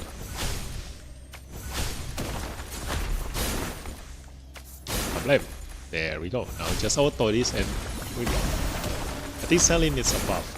I think she's alright. It's just that the problem with this lineup is that I think the enemy Sally is not at Resonance 6 just now. What is it? Oh, she is at Resonance 6. Well, her damage reduction doesn't apply to Momo, so I didn't feel her damage reduction. But yeah, that's the problem with the people who is using Sally. You know, when you are using Sally, do not use a defender lineup like this. When you are using Sally, use a speed team. Use a speed team. Let me show you in here. Let me show you in the prem. Look at this in the battleground here. Yeah, I'm gonna use a speed team like this. This one. Then I'm gonna use a Sally. Where's my Sally? Sally. Okay. So I'm just gonna use my usual Mingsuo's item. Okay. And then I'm gonna use my Clara's usual relic. Then I'm gonna use my Sally's usual relic. Oh. Where is Sally? This one. Okay. So this is I wonder what the level 70 update is going to do. I need to find a bunch of level items. Yeah, I'm also wondering. Like, hopefully by getting the level up to 70, like people start grinding again, and specialty is gonna be built, you know? Like, I like the update for Divinate, because when Divinate first came out, like, specialization becomes a thing, you know? Like, for example, like me, I have R6 D6 Intisar, and among every other player out there, my Intisar is damn special. Like, she is insanely strong that none of the other players can compare to my Intisar. Unless you also have R6 D6 Intisar, you know. So when you have a favorite Esper, do get their Divinate to 6, you know. That's why someone like Everett, which is a free Simmer Legendary Esper, you should try building him. I'm also waiting until the day that I have an extra Abilimon that I can use Everett. The thing is that I don't have a defender lineup, so I don't really able to make use of a defender like you know, Everett here or any other defender that I have. So I'm waiting until I have, like, you know, a spare Abilimon until I will build him. But just like Donar, you know, Donar is a free R6 D6 Esper, and you should give him Abilimon because he will be insanely good addition, especially when you're a free-to-play players. So when I use Sally like this, you know, now if she moves really slow and my Mingsuo moves really fast, she will stay in the, what is this called? The Sweet Harvest state for a long time. You know, because this requires your Sally to move twice before this is gone. But while your Sally moves twice, my Mingsuo gonna move 5 times. So my Mingsuo gonna get healed 5 times while she just use her third skill once, you know. So when I use this attack, you know, problem, look at that, I'm already healing again. I'm gonna attack the enemy again, and then the enemy attack me, and then if I move right now, I'm gonna get healed again. Look at that, healed again. You see, so the faster I move, the faster I will get healed by Sally. So actually, the best partner for Sally is someone like Mingsuo, someone like Sui Zai, someone like who else move fast? Probably Valeria, you know, Liam. Like all those Esper who can move fast will get a full advantage of Sally. Because look at this, I'm already healing myself a lot of time before Sally used up her Sweet Harvest buff, you know. And if I can get Sally to Resonance 6, I can use her second skill while she is in her Sweet Harvest state. So it is important to have Resonance 6 Sally because it changes her gameplay. So I'm still waiting until the day I have Resonance 6 Sally before I use her in PvP, because she will be fair in my speed team. Look at that. My Minsuo will just keep on healing, you know, the faster he move. So that's how you use a Sally. So all those players out there who's been using Sally in a defender lineup don't know how to use Sally basically. And also here's the thing, like Look at this little guy. oh my god, I got Yalina finally. Oh my god, I didn't realize I got Yalina. Oh, I've been waiting so long for her. Did I pull her just now? Oh my god, I didn't realize I pulled her in Golden Record. Oh, the only free Esper I would use Abilimon on is Lucas. Well, I did use Abilimon on Lucas. Look at this. R6, D6, level 30 and full Abilimon. You know, even though, yes, he sucks a lot, but there are some situations where he is actually really good. I use him in PvP, you know. I use him in PvP. Why? Because of this. Look at this. His third skill absorbs the enemy's AP. So a lot of times, if he is successful in doing that, then he will be able to straight away use his second skill. So he will get 2 turns straight away at the beginning of the battle, because he also have a very high speed. And the best part about Lucas is that he can keep on doing that. And when you pair him with Sui Zai, he will be able to deal a lot of true damage because of how fast he moves, and the true damage is AoE damage, you know. And the first skill also steals the target's AP, you know, so he can move really fast, get a lot of turns, and if you pair him up with Sui Zai, that means a ton of true damage coming out, you know. But the chance of that happening, like his accuracy is very low. So when you want to make use of Lucas, you need to pair him up also with Lu Shang, because Lu Shang will make your controller Esper ignore, resist, and also cannot miss, you know. So why use Sally instead of Yuji Look at this little guy. or R6 Ain't he Abigail? cute? Yum, yum, yum, yum, yum. Oh, that's because you need 10 teams. Like I said, you know, you will not always gonna have Eugene and Abigail ready. So when you don't have them, like, or you already use them somewhere else in some other battle, in triple threat and also the knockout battle, then you need your Sally, you know. And also Eugene and Abigail cannot heal while Sally can heal, and also Sally gives damage reduction. So they are actually a different usage, you know? And oh my god, I really want to build my Yalina. Wait, let's go. I already have her Divinate to Resonance 6, but I don't have her as an Esper. Oh my god, I finally got my hand on Yalina. This is great.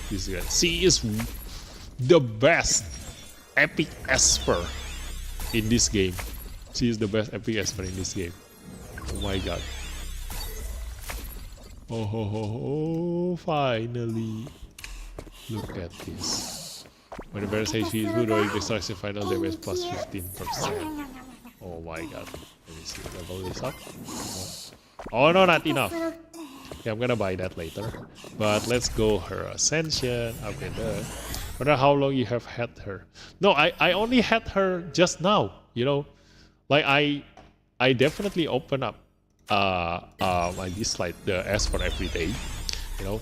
And you can see that he is on the far left of my Esper list. That means that I just got her just now, you know. At the start of this stream, I did a gacha session, and I should have got her just now. You know, finally.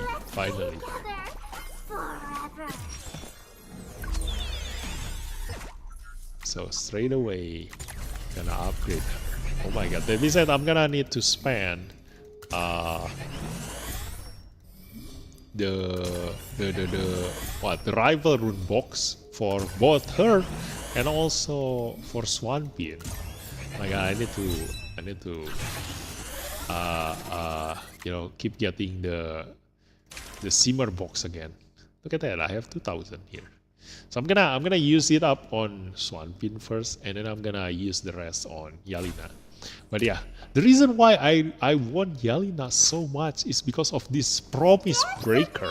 It's one of the best debuff in this game because it happens on the enemy's turn. I think there is one instance in the tower that you will fight against Yalina. I'm gonna show you. Where is it? I think it's in here. No, not this one. Is it on the 10? No, not this one. Is it on the 8? I forgot where is it. There was one stage where you have... Oh, no, not there. I think it's in the Calamity. I forgot. There was one stage where you fought against 2 Yalina. And the thing about the Promise Breaker is that it happens every time you receive healing. So in the current meta, where there are a ton of Sakura, Chehe, and Lian, every time you get hit, you will heal yourself. And Promise Breaker will gonna happen every time the heal happens. So the enemy will have a ton of Promise Breaker on them. And every time you get 7 stacks of Promise Breaker, Yalina perform a pursuit attack on all elements using Dolly Destruction, this one. And this damage ignores 10% of the enemy defense up to 50% for every bleed stack the target has. So if you can keep hitting the enemy, and this each hit, it hits 2 times, and each hit has 50% chance of bleed. So she will eventually perform the same as Sui Zai after a certain stack of bleed and after a certain stack of Promise Breaker.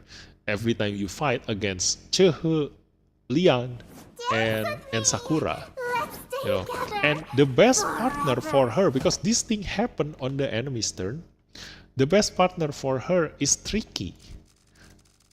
Because of how many debuffs she can throw to the enemy, if the enemy have at least one cleanser, Tricky will keep triggering his passive every single turn, including the enemy's own turn.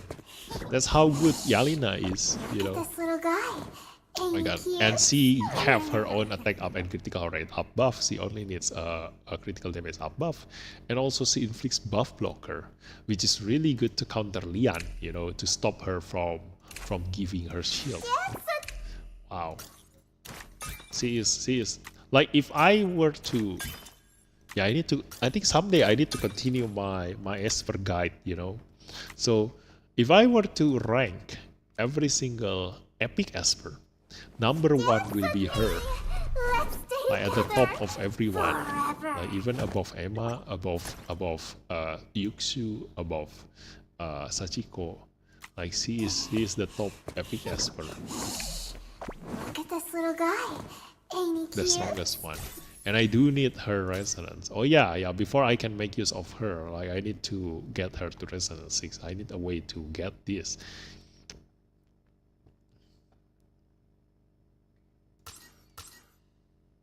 This one, for every enemy Yalina kills, she gets critical damage effective in subsequent rounds.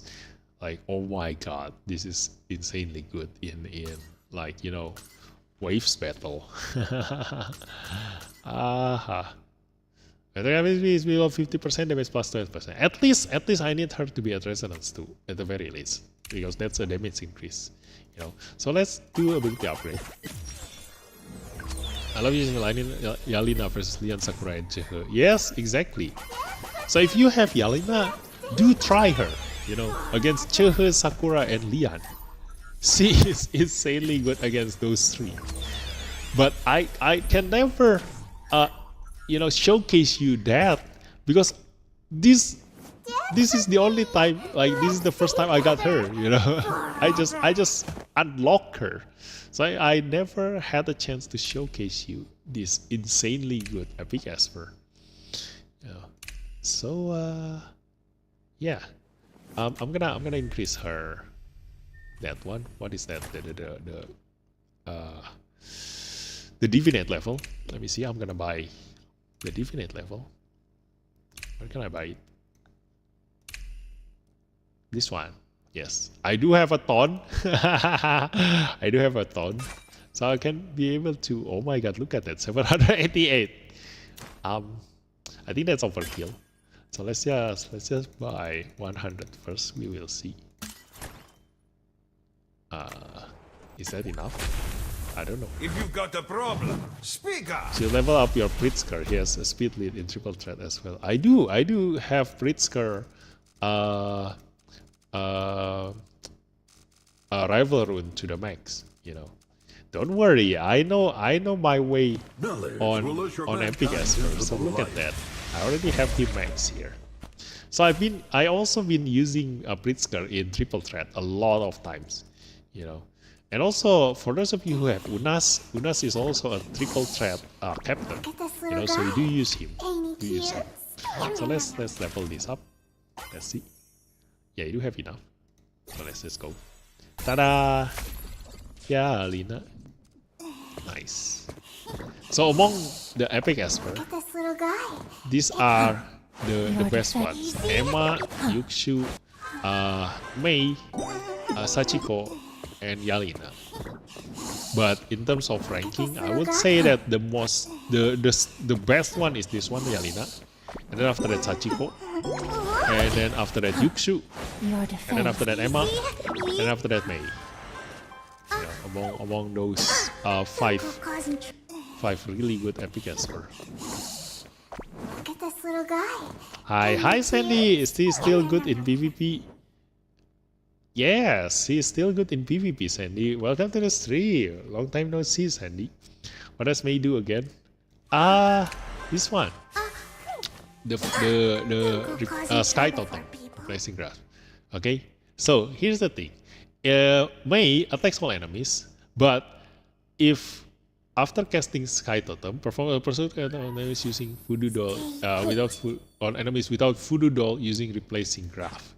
This one, okay? But the Replacing Graph ignores 50% defense and gains a bonus turn. Okay? So the best part about Mei here is that she is insanely good if you fight against enemies with immunity. So against someone like Wuyo, against someone like Gabriel, so against someone who has immunity, she is insanely strong because for those enemies who didn't get the Voodoo Doll, this is a silver debuff, so it will always hit. So the only time this miss is if the enemy have immunity or if they immune to any kind of debuff. So she will punish those enemy who has immunity by ignoring 50% of their defense with this basic ability, you know. So that's the best part about Mei. She actually punishes enemies who has immunity, but we don't really have a lot of instances where we can make use of Mei. The best time when you do want to use Mei is when the enemy have Gabriel, but nowadays it's very rare to see Gabriel in PvP, so that's as far as you can use her. As always, I can't even know if anyone using her, but it's not usable in PvP. She is kind of alright, but like I said, she counters Gabriel. She counters Clara. Basically, those Esper who can give immunity to the entire enemy team. Because imagine if the entire enemy lineup have immunity, that means that she gonna pursue attack on every single one of them. Imagine that, using her third ability, every damage kablam. And then every single one of them have immunity. She gonna hit every single one of them one time. Like hit as per A, hit as per B, hit as per C, hit as per D, hit as per E. She gonna pursue attack on every single one of them. That means that every single one of the enemy will receive 110% attack damage because of the AoE, plus 120%. That means that's a total of 230% attack damage on every single one of them. That ignores 50% of their defense, you know, on the pursuit attack. So that's how good Mei is. But yeah, not many times we can use her because nowadays it's rare to see a Gabriel and a Clara. But this one is still insanely good. Okay, so I'm just gonna wait until I can make use of her. Let's see, or maybe if I do have a chance in here. No, I don't have. Yeah. For those of you who already have her, you can try her out. So let me see, where am I going with this? Oh yeah. I'm doing a bit both. Let's go. So we gonna just challenge this, and then just watch. How about Ana? Ana is still good, I guess, but there are a lot of counters against Ana nowadays. So not still all right, you know, but it's not gonna guarantee you a win nowadays. Yujing gives immunity as well, Ana counters. Yeah. So Yujing also, like if the enemy use Yujing, then they will die by Mei. I mean Mei versus Ana. Oh, Mei versus Ana. Obviously Ana is still better, of course. I mean, Ana is not blocking the voodoo doll, you know. So there is a difference, you know. If you have someone like Jin Yuyao, she is not blocking the voodoo doll. She cleansed the voodoo doll. So she actually received the voodoo doll, and then the next turn the voodoo doll will be gone. So that means that Mei will not pursue attack on someone like Jin Yuyao, someone like Ana, someone like Chu Yao. She's not gonna pursue attack on those Esper because they cleanse their debuff right after they receive the debuff, you know. So they actually technically receive the voodoo doll. So Mei will not pursue attack on them. That's the difference, you know.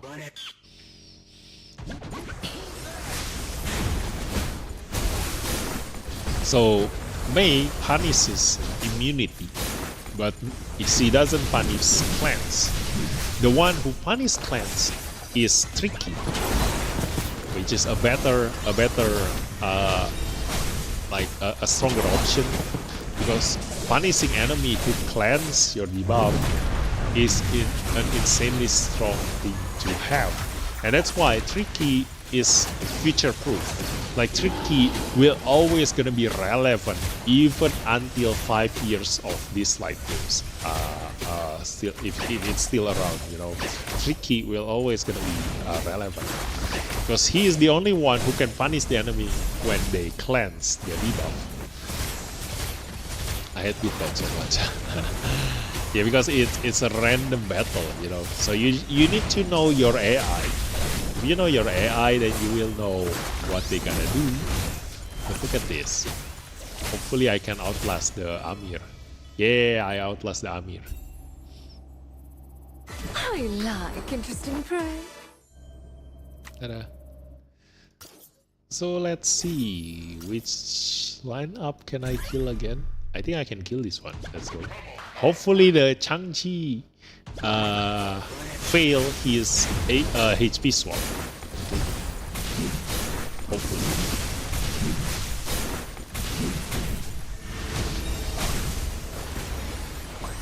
Okay, they are silenced, so at least he's not gonna use his 13.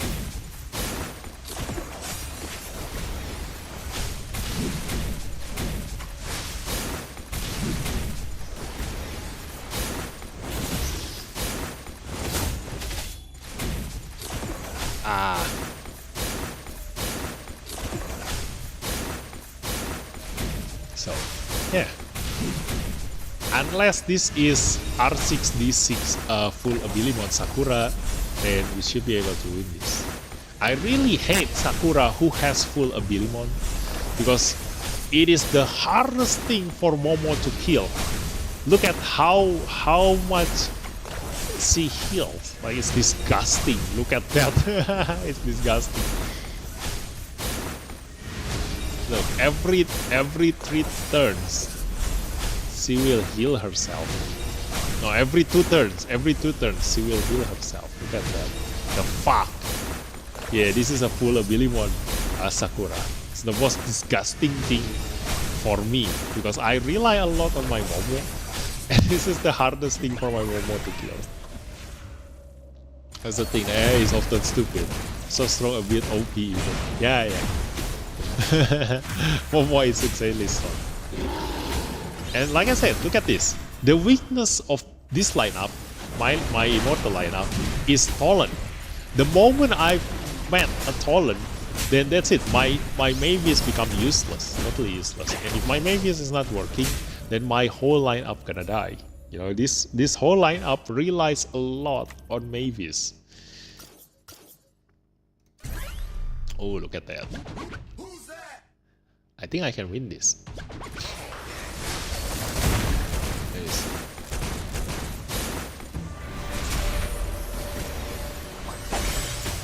Oh yeah, do you guys want to see my PvE lineup? Because if yes, then I'm gonna skip all these people. Like you know, just beats it. And I'm gonna go to Falsetto Fantasy and Sentinel High. So you guys can also watch that if you are curious, you know, on what I'm using in my PvE lineup. Yes, let's go. Okay, then let's just skip this. We definitely win that anyway, because there is never a single chance that Anna will win against Momo. You know, Momo is a pure counter against Anna.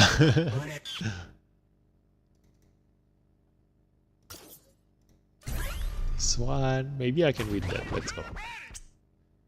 Yeah, I win that. Okay, let's see this one. It's kind of hard. There's a Mavis there, but maybe I can still win. Yes, I win that.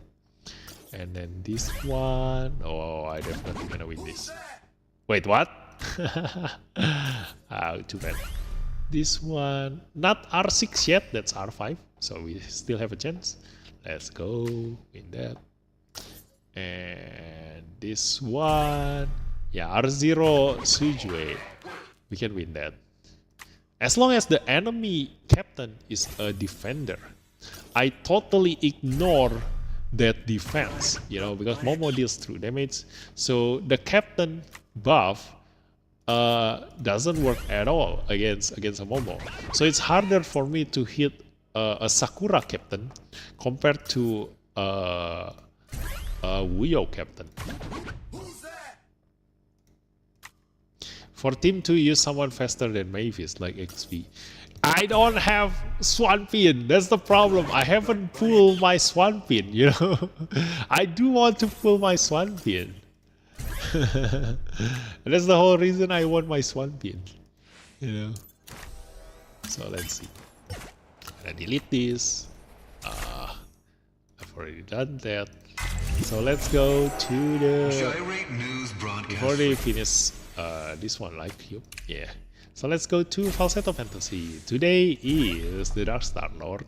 So this is my Dark Star Lord lineup. Let's go. Yes. So you must be curious about Osana, right? Nobody ever used Osana. So this is Osana gameplay. Let's go. Or Fumitsuki 40x. Yeah, but I don't really have any spot left because for that lineup to work, I need Oli, Sujue, and Mavis already, and then I need Jiang Julie in that because Jiang Julie is the best in that situation. So I only have one other slot. If I put Fumitsuki in there, then maybe it can work. But I prefer Anna in there. Anna and Jiang Julie, both of them. They can cover each other's back. So yeah, but this is Osana's lineup, you know. This is how I deal with Dark Star Lord's first phase. because there are so many debuffs coming from both Yun Chuan and Embla. So they are enough to keep the enemy's debuff up to 12 with the help of Osana. Every time Osana moves, she will give 3 stacks of bleed on the Darkstar Lord. And because of how fast I move, even if Osana explodes the bleed debuff on the boss, you know, I already put so much more debuff on him that it will prevent him on getting any of his buff.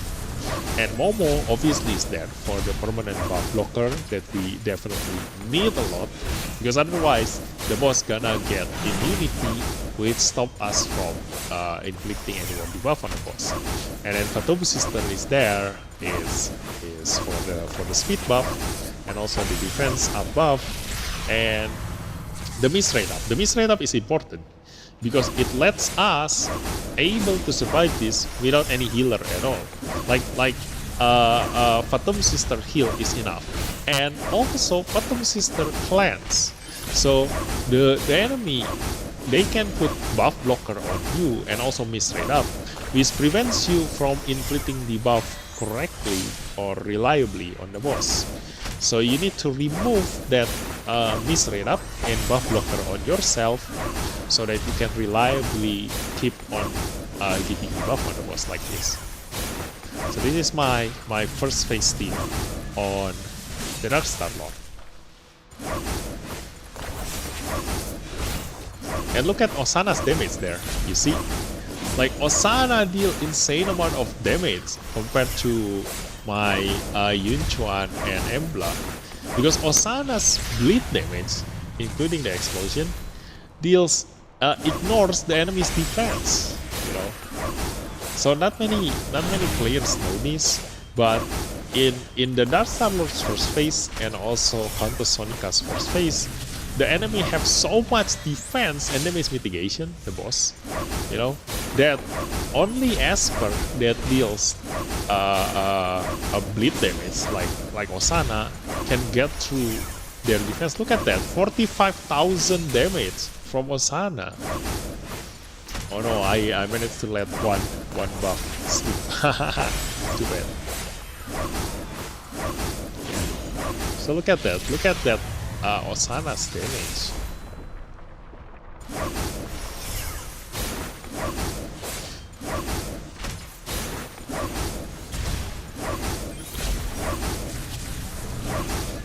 If you can get Osana move even faster than my relic right now, you know, you can prevent even more buff coming to the boss. Because if you can get Osana to move twice before the boss moves even once, then you can inflict like 6 bleed on the boss. Or if you have Osana at Resonance 6, she will already give like 5 stacks of bleed on the boss, which will prevent him from getting any buff at all. Like it's very easy for you to stack a debuff on the boss, and it is a guaranteed a bleed, you know. It cannot miss and cannot be resisted, so it's a much more reliable way than inflicting poison on the boss. So now this is my second team, you know, making use of the Elif Dispel, because Elif will dispel the enemy's buff every time she uses her third ability, so I do need that. And then my highest DPS comes from the Feng Sun. The Feng Sun, I give Feng Sun the Calamity set. You know, so with this much debuff on the boss, like my Feng Sun deals so much damage, and paired up with Yuxu, they are just the best combo. Like every time my allies attack the boss with 3 buffs or more, and the buffs comes from Yujing and Feng Sun. We have a lot of buff coming from Yujing and Feng Sun. Like Yujing gives permanent immunity and Feng Sun gives permanent attack up, speed up, and critical damage up. So Yuxu will always get a pursuit, and every time Yuxu pursuit, because she pursued using her basic ability, Feng Sun gonna follow up using his basic ability. So this is my second lineup. So I'm not using Elif for DPS, you know, like a lot of other players out there using Elif Resonance 6 as DPS, and they keep saying that, you know, Elif is useless. if she is not at resonance 6.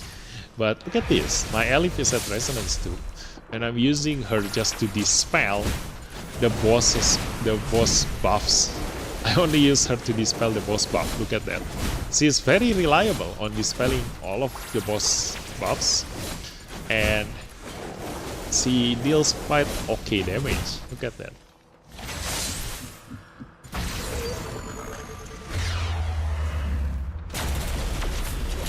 Not as high, obviously not as high as other players, but this is enough. This is enough.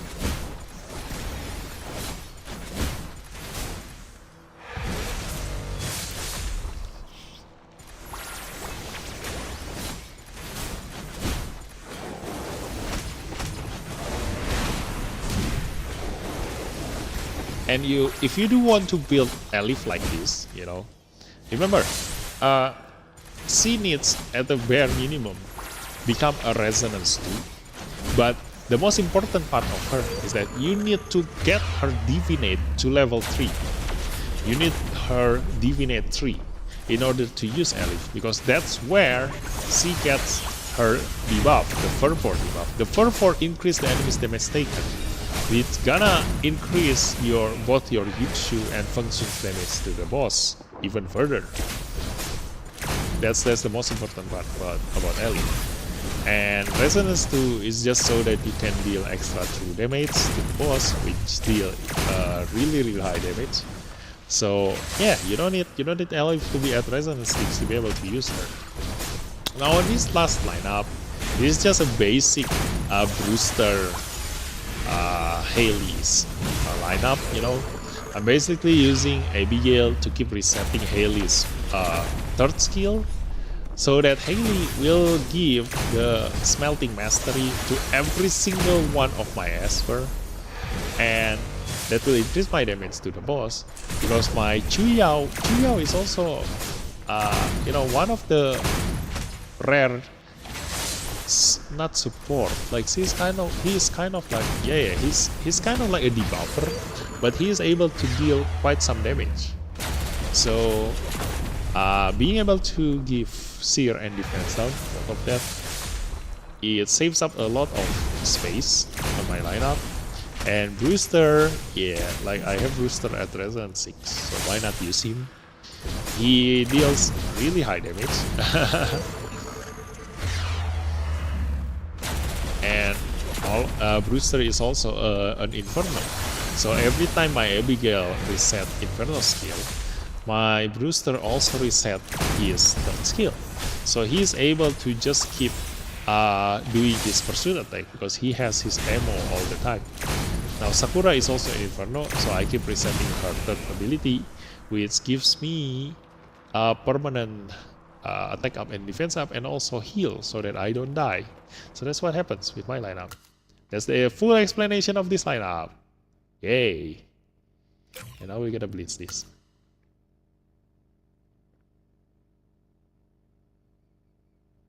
Ooh, look at that! New high score, 37 million. Nice.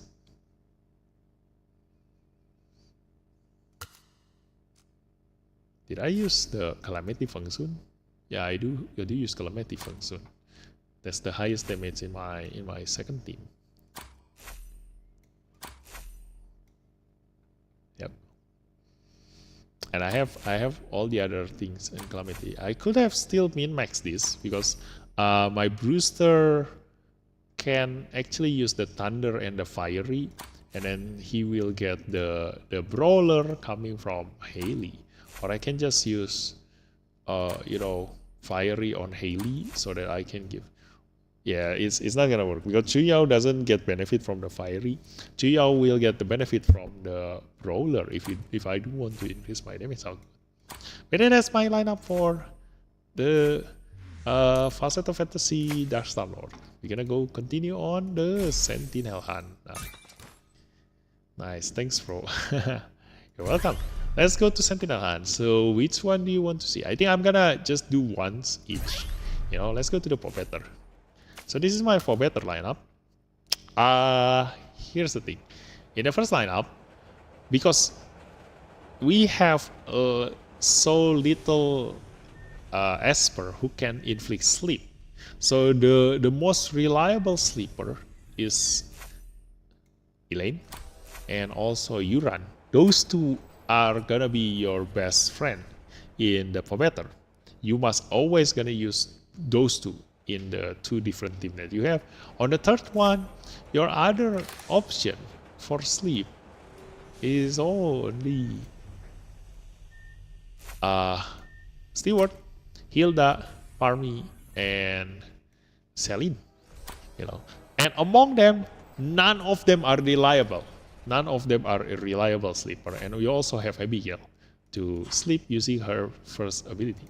None of these Esper are reliable on keeping the enemy asleep. So if in the future we see a new sleeper Esper, definitely pull him.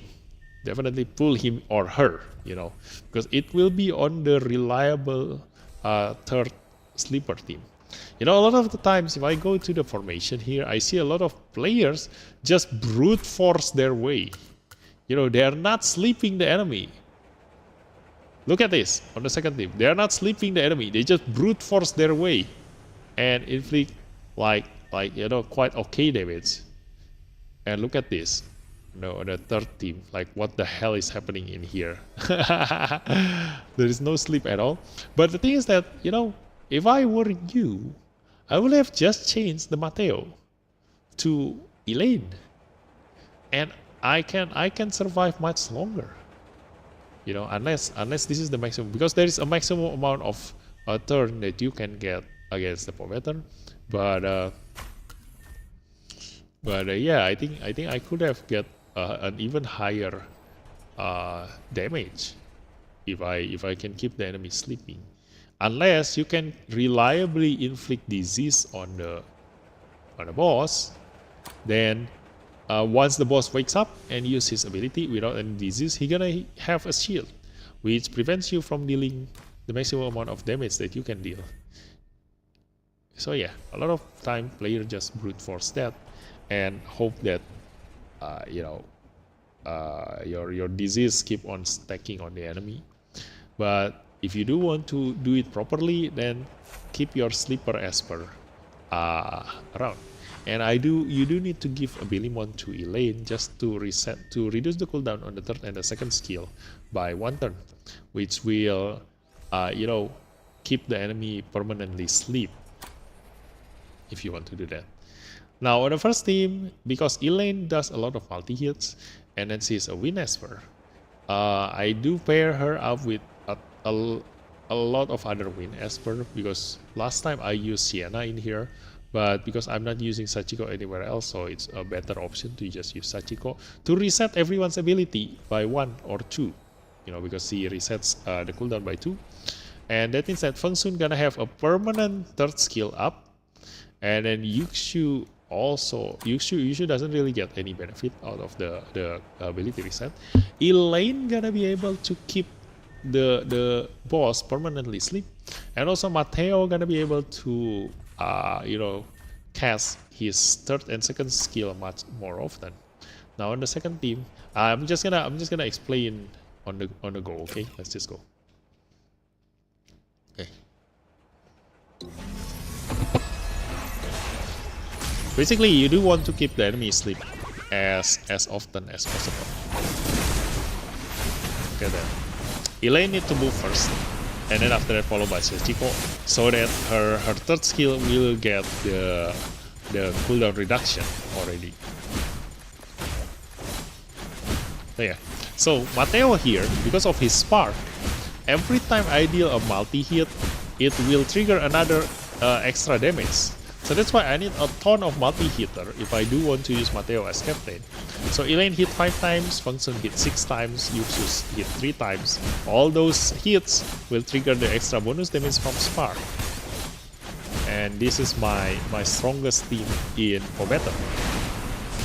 Mine strongest team. For those of you all have different Esper, you all have different lineup. Most of the time, it's gonna be your Elif. If you do have Elif at Resonance 6, it's gonna be your best DPS. The reason is not because Elif,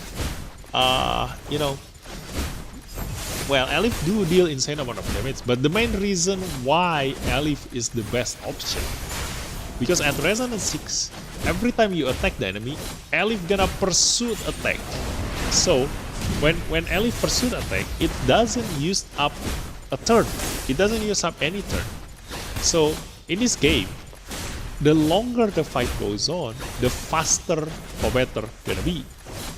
So if you make use of the pursuit attack, it will keep the turn low so that the boss will stay slow much longer, and you will be able to deal in to get in more damage to the boss.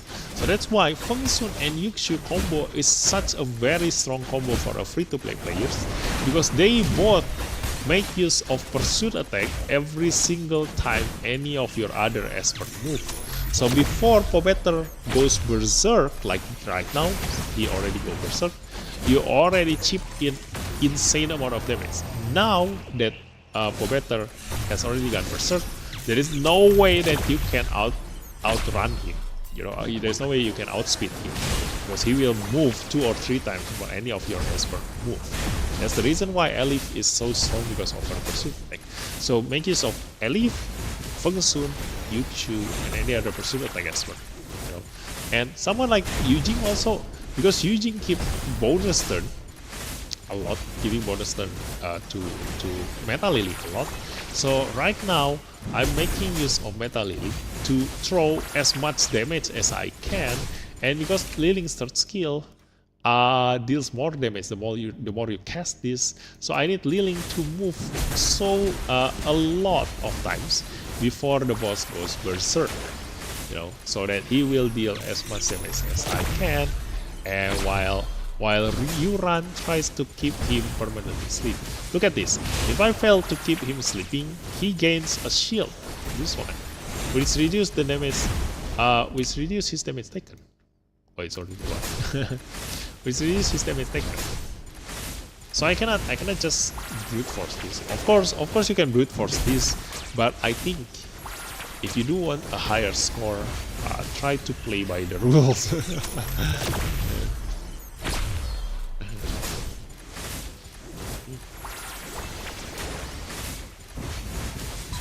Yeah, look at this. Ta-da! That's it.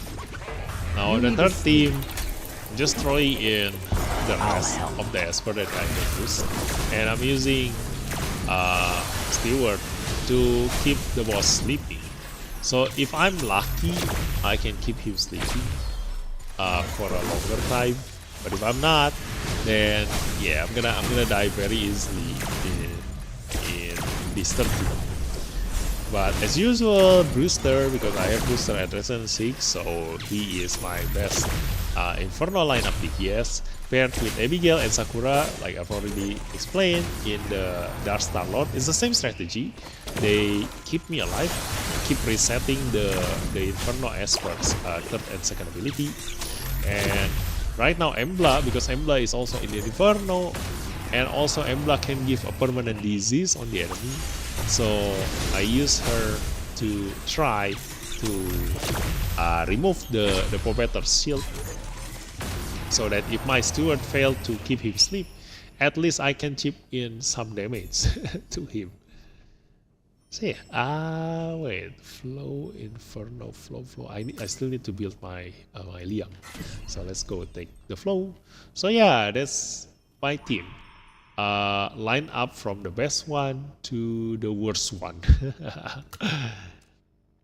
So yeah. So for your information, in Sentinel Hunt, after the boss get hit for 2 million damage, he will then how to say, exponentially getting faster and faster.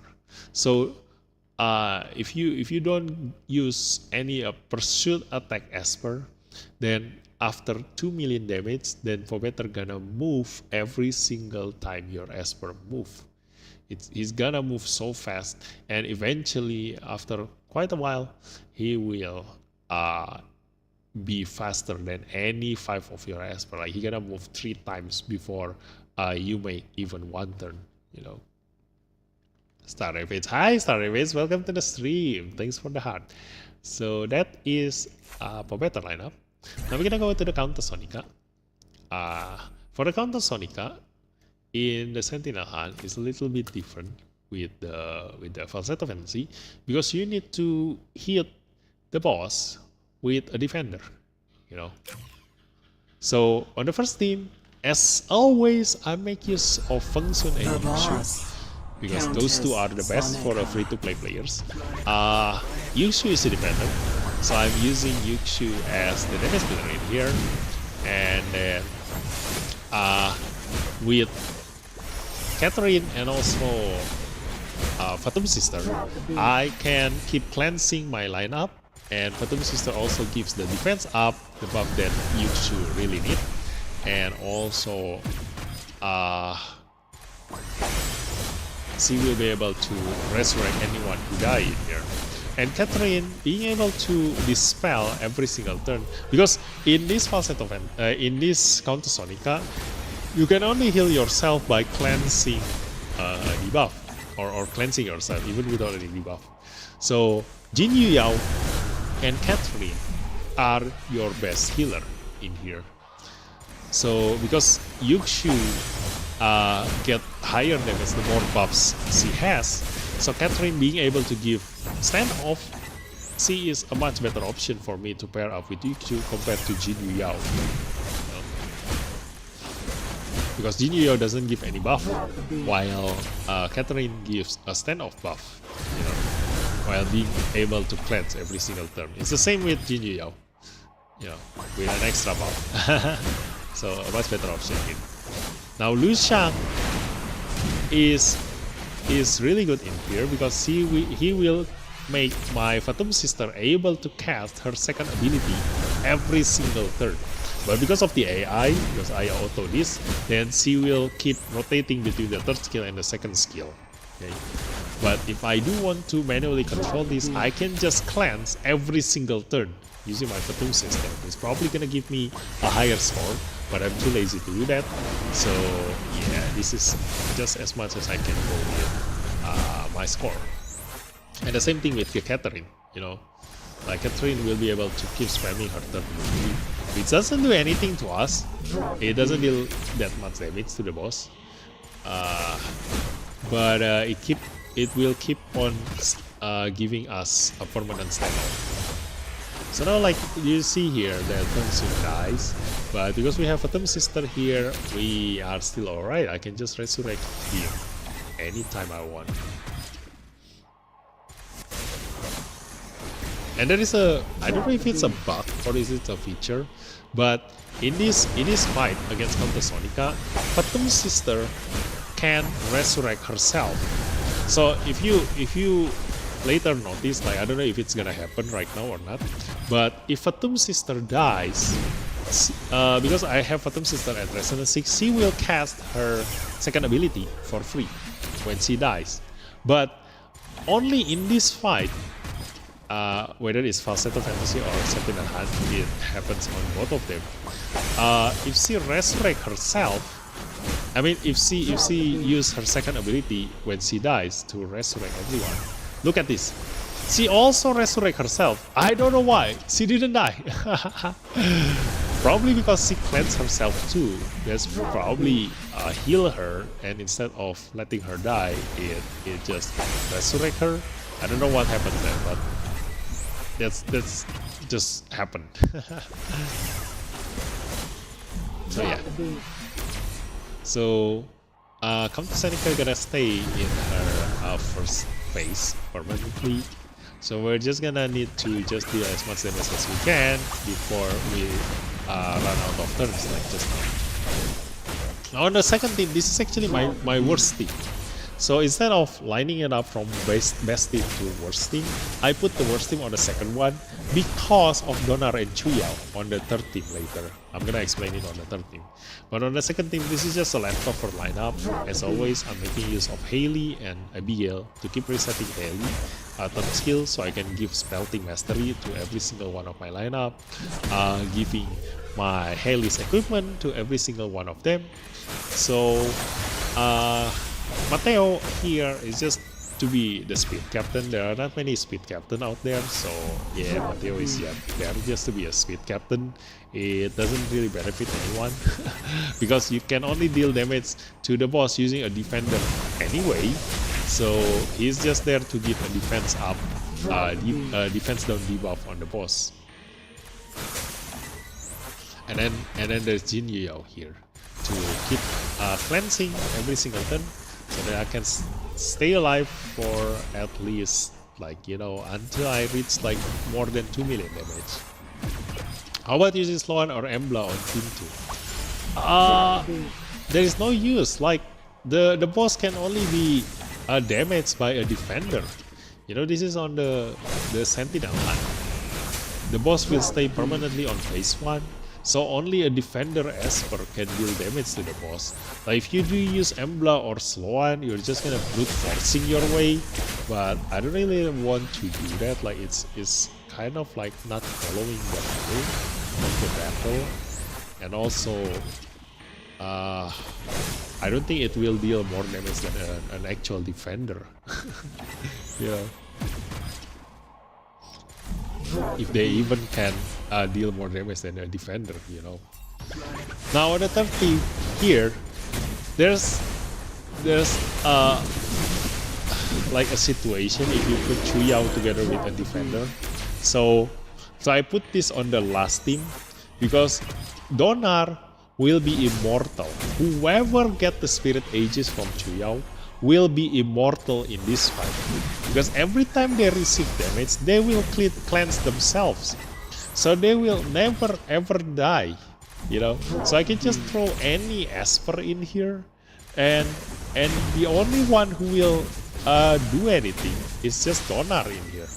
And the reason why I use Donar on this on Chu Yao's Spirit Aegis is because Donar have his passive. So after all of my Esper die, like right now, all of my Esper die, it doesn't matter what else I put here, the only ones who gonna work is just Donar with his Spirit Aegis. Now look at this. With the Spirit Aegis, my defender Esper will never ever die. But because the boss have so much speed, she will just keep attacking me without giving me any chance to move. The only one who can move while getting bombarded by the boss attack like this is only Donar because of his passive. After he receives 5 attack from the boss, Donar will get a bonus turn, which means that he is the only one who can move when the boss have so much speed like this. And I give Donar Avatara so that he also have 20% chance of countering the boss every time he attacks him. Look at this. This will just keep on forever because you will never die with Spirit Aegis. They nerf him, then buff him, then nerf him again, and buff him again. Who? Hi Asur Dark, welcome to the stream. Who nerf him, buff him? Who got nerf and who got buff?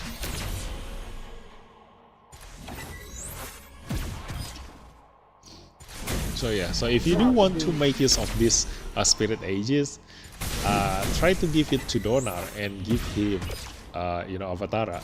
This is what's gonna happen to Donar. But a lot of the times, like players gonna give Liam, the pair with Chu Yao. So Chu Yao and Liam is the favorite pair for Counter Sonica. But I've tried so many times, and it just so happened that my Feng Sun and Yuxu still deal more damage than a combo of Chu Yao and Liam. You know, no matter how hard I try, my Feng Sun Yuxu still deal more damage than my Chu Yao Liam. So I rather give the Chu Yao to Donar than giving Chu Yao to Liam.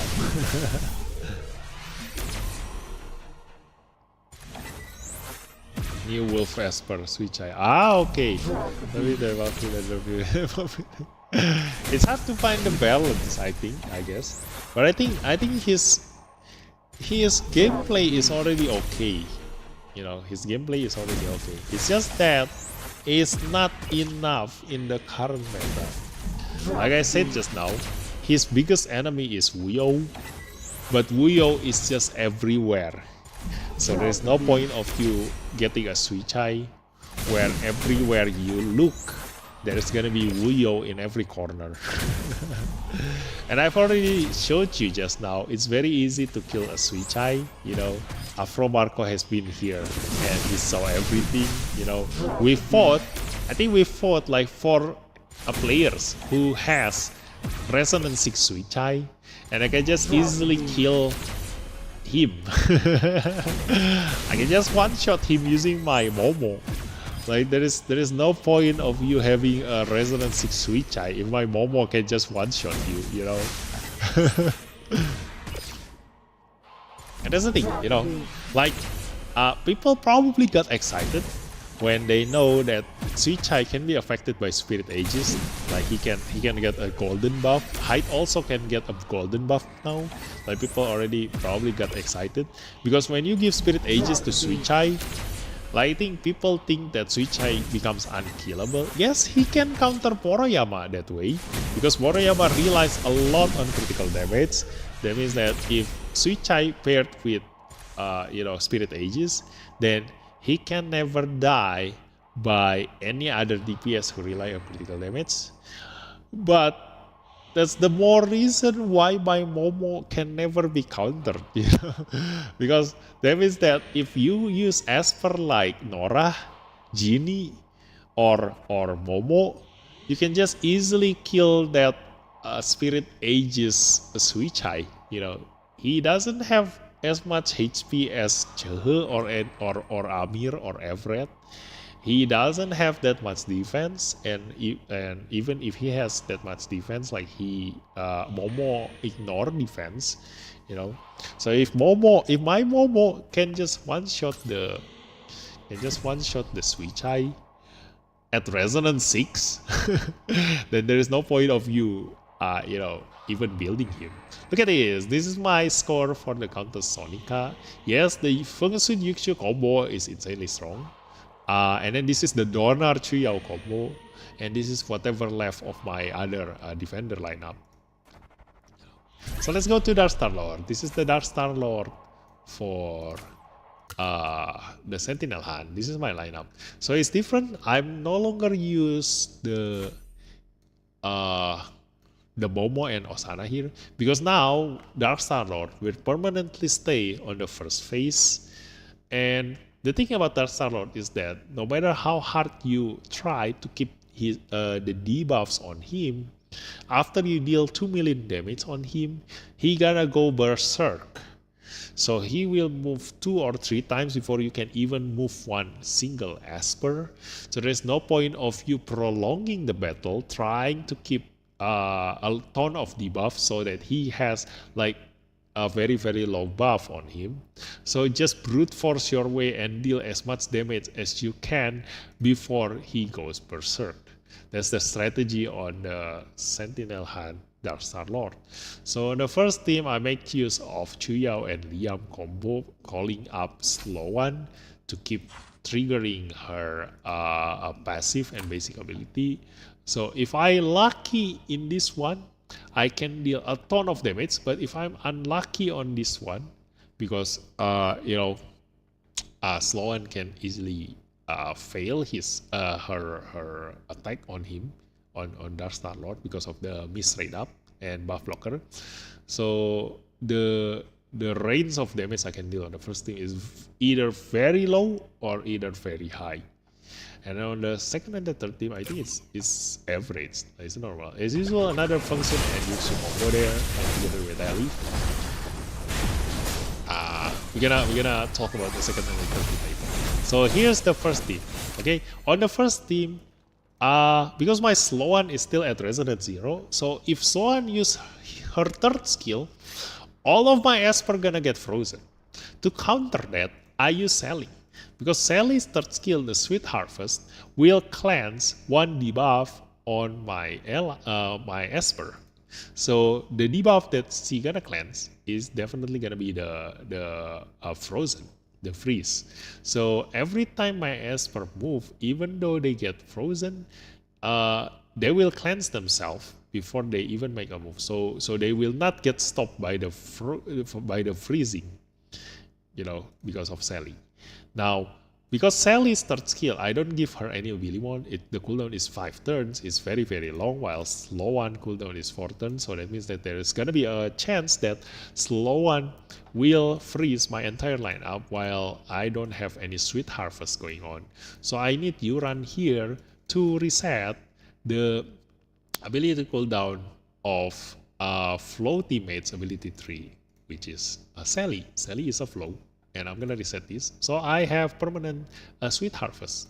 So that's my strategy in here, and let's just deal as much damage as I can to the boss. And also, the best part about the Sentinel Handar Star Roar is that Calamity works. This is the only time that Chu Yao can inflict Calamity on a boss, you know. So the only fight where you can give Calamity to the boss here, Sui Zai, Momo can one-shot him. Yeah, Momo can one-shot Sui Zai, you know. So, Sundar, do not trust other YouTuber who say that Sui Zai is unkillable when paired with Chu Yao, you know. My Momo can one-shot Sui Zai.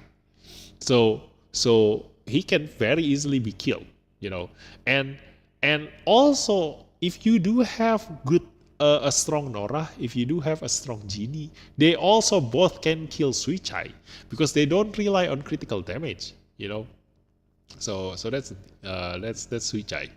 Have a good day, good night. Hi, Matan Elmore, welcome to the stream. Thanks. And yeah, let's continue with this. So this is the only fight where you can give Calamity to the boss. And for everyone debuff, the carry has final ability damage taken plus 10%, final ability damage dealt plus 10%, maximum 50% multiple regarded as 1. So if you can give 5 unique debuff on the boss, this Calamity will deal the maximum damage that you get.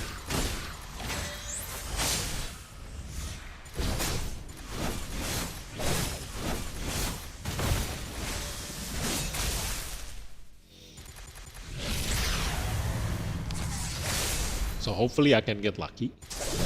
Nah, I'm not lucky. Not lucky enough. Yeah, I failed to dispel the boss immunity, so I won't be able to deal high damage here. Probably around 7 million damage. So if I'm lucky, I can even reach to 20 million damage on the first team. But when I'm unlucky, I can only deal like 3 million damage. Like the difference is insanely big. Now this is as my standard lineup as usual. Function Yuxu combo, function giving insane amount of buff, like a permanent attack up and critical damage up buff. So it will keep on triggering the my Elif's third skill. And my Elif is at resonance 2. So for those of you who say that resonance 2 Elif cannot be used, again, I've been using her to dispel the boss's buff, you know, and giving defense down and also the burn. So the most important part about Elif, you can already use her if you give her Divinate 3.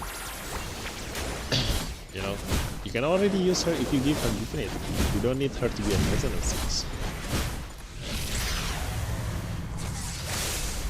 So as usual, Lucian Eugene here to give extra bonus turn to whoever has the low HP, which I try to give it to Elif, so that Elif can get a lot of bonus turn, which allow her to pass her third ability more often, which end up dealing more damage. And yeah, these three, the triangle three, will be the one dealing damage to the boss. As usual.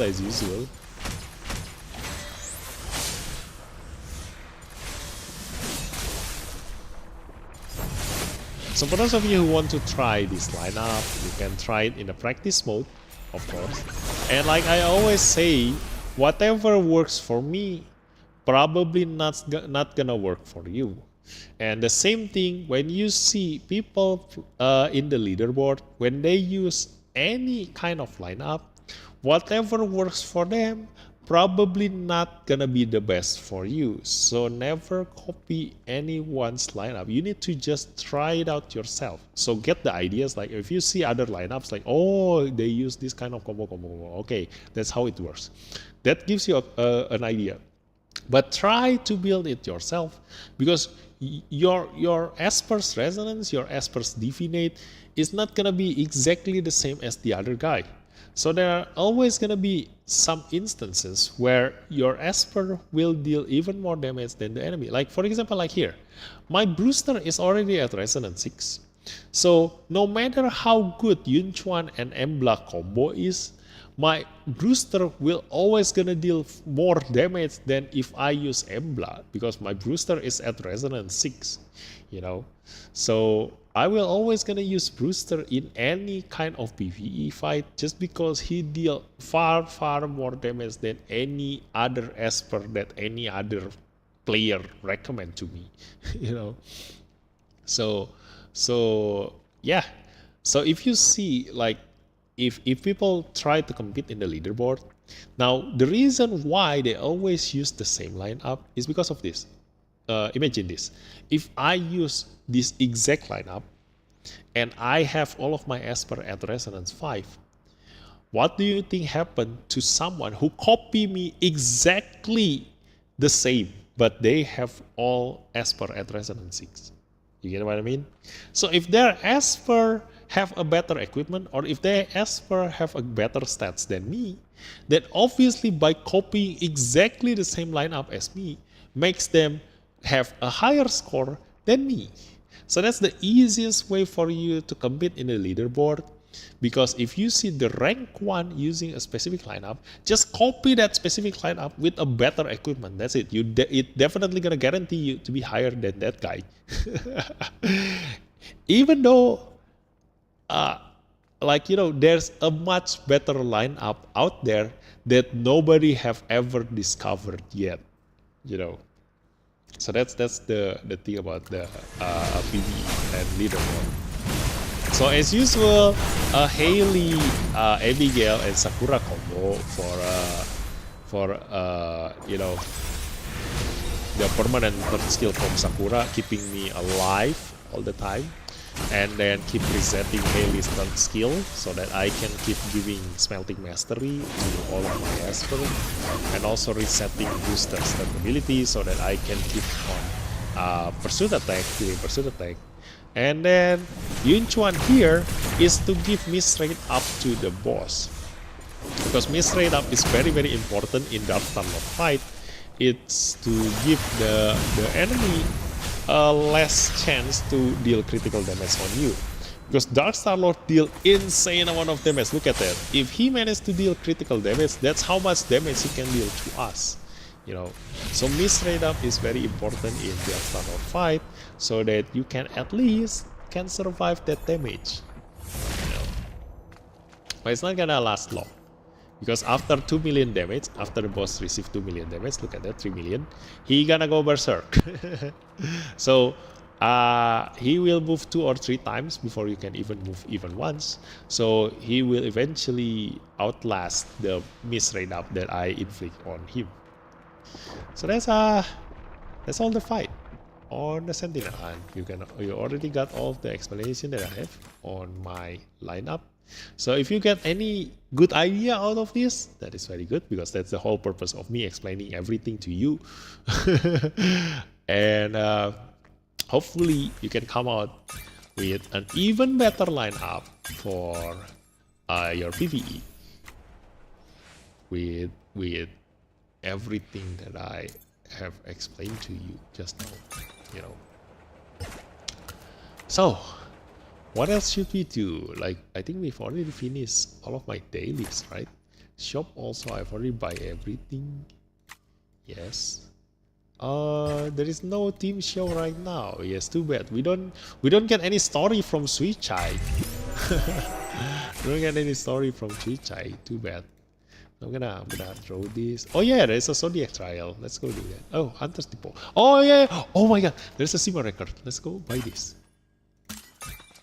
Okay, let's try this in here.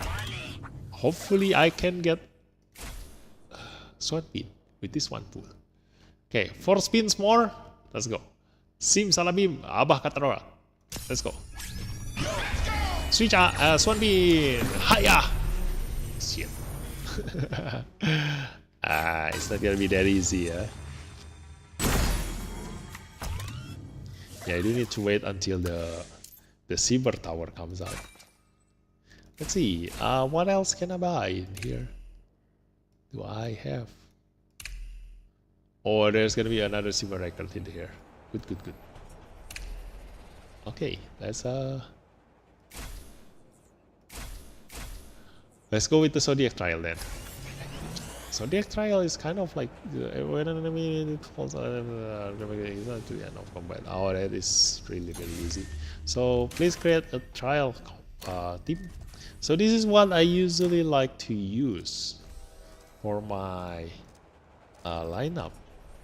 You see, Chu Yao, Jin Yu Yao, and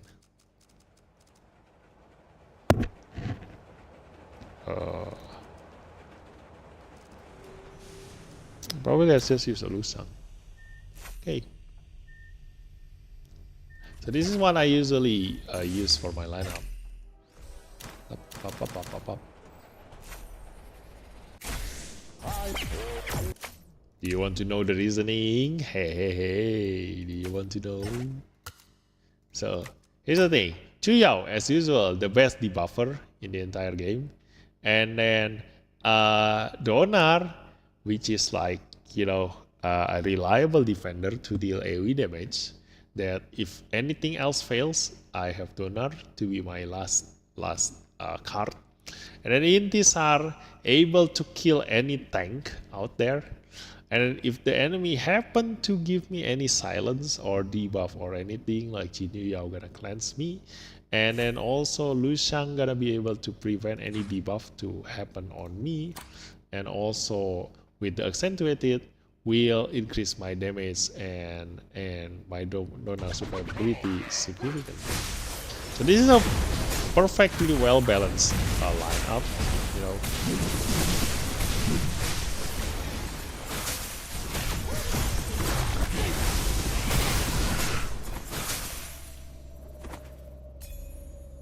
And I can just kill anything with this. Why am I going out? Why am I going out? What the hell? Come on, let's go. I don't need anything. Let's just put this.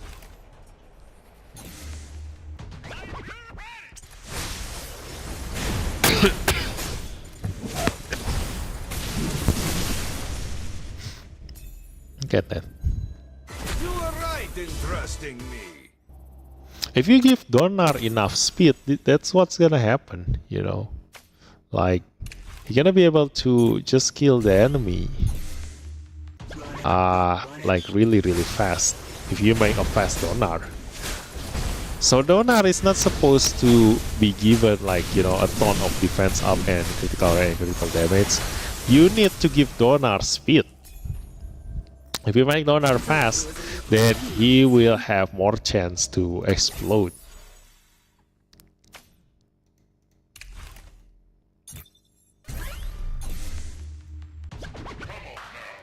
I like this event, it's fun. Really? I don't feel any fun out of this.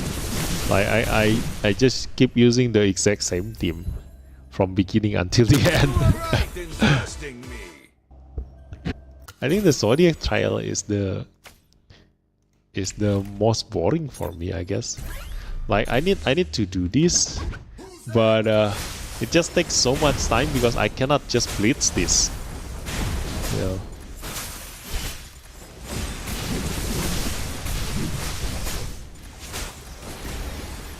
Just with the game as enemies with relative power to us scouts is too easy. Yeah, it's too easy. It's just too easy. That's the problem with this. There is no challenge at all. Oh my god, doesn't have any gear. Let's just take it out here.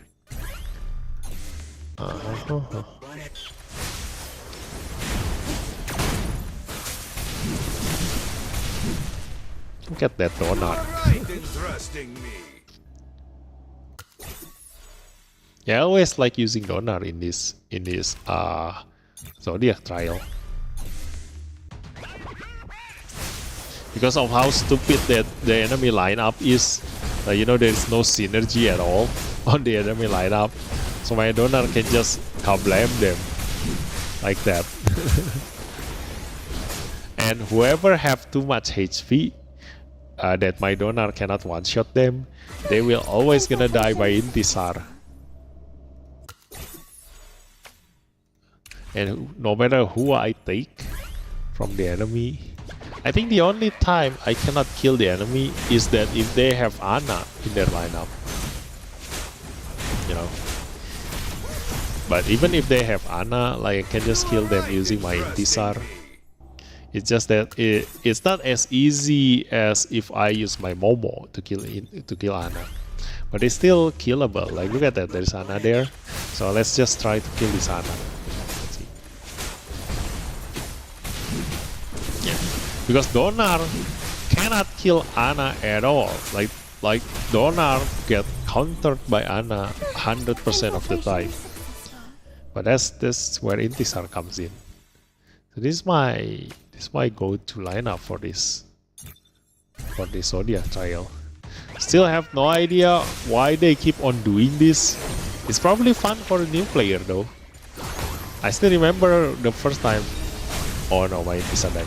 I still remember the first time I tried this Zodiac trial. Now look at that. That's the reason why I need Jinyu. When I got stunned like just now, I need Jinyu to remove the stun, so that my Donar can still move.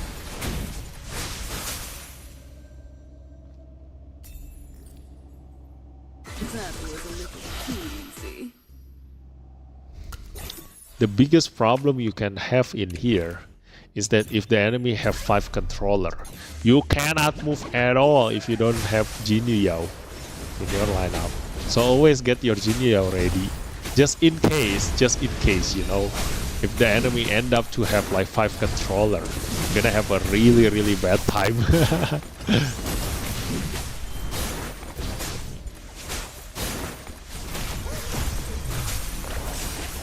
My god, this is the hardest combo that I can encounter.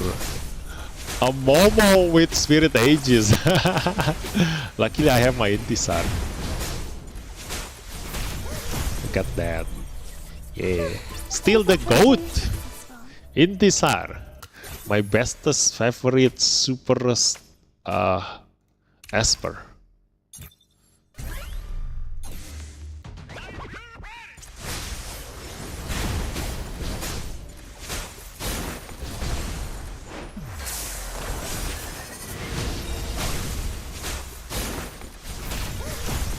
Yeah.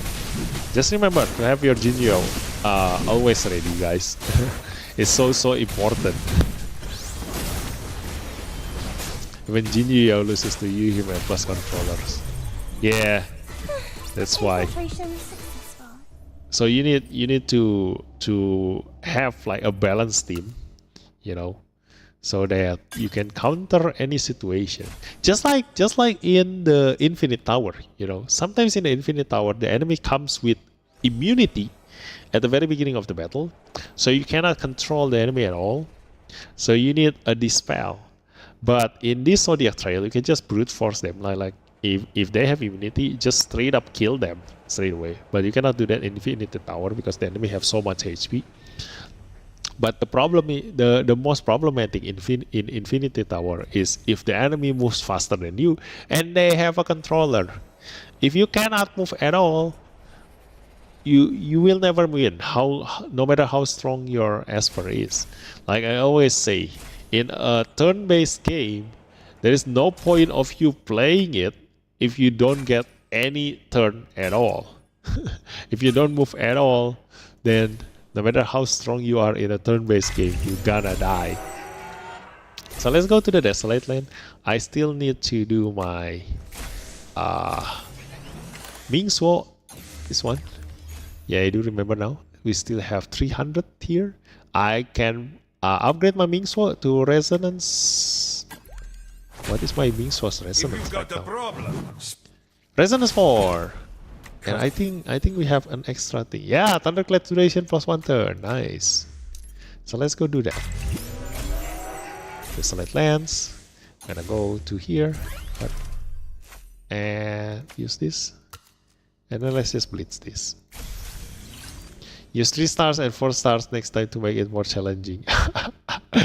No. The thing is that if I do that and I find I found out I got stuck, then I need to redo the whole thing, which just waste my time. It's a problem that you need to go through 12 stages without being able to change your Esper. So even if I give more challenge to myself, like rare Esper and epic Esper cannot do everything. They are good at doing a single task, but they cannot do a lot of things. Like for example, here is the thing. If I want to challenge myself, I can go to Infinite Tower and use only rare and epic Esper. But for every single stage, for every single situation, I'm gonna need to use a different Esper, which is not gonna be possible in the Zodiac trial because I can only choose 5 Esper. So if I bring 5 rare Esper into the battle, and I found out that, oh my god, I cannot use this 5 Esper to fight against this lineup, I need to change to another 5 different rare Esper, then I'm dead. I totally need to restart the whole thing because I'm stuck now. You enjoy Reincarnation Tower? For Reincarnation Tower, yes, I do enjoy Reincarnation Tower. There's a totally different thing.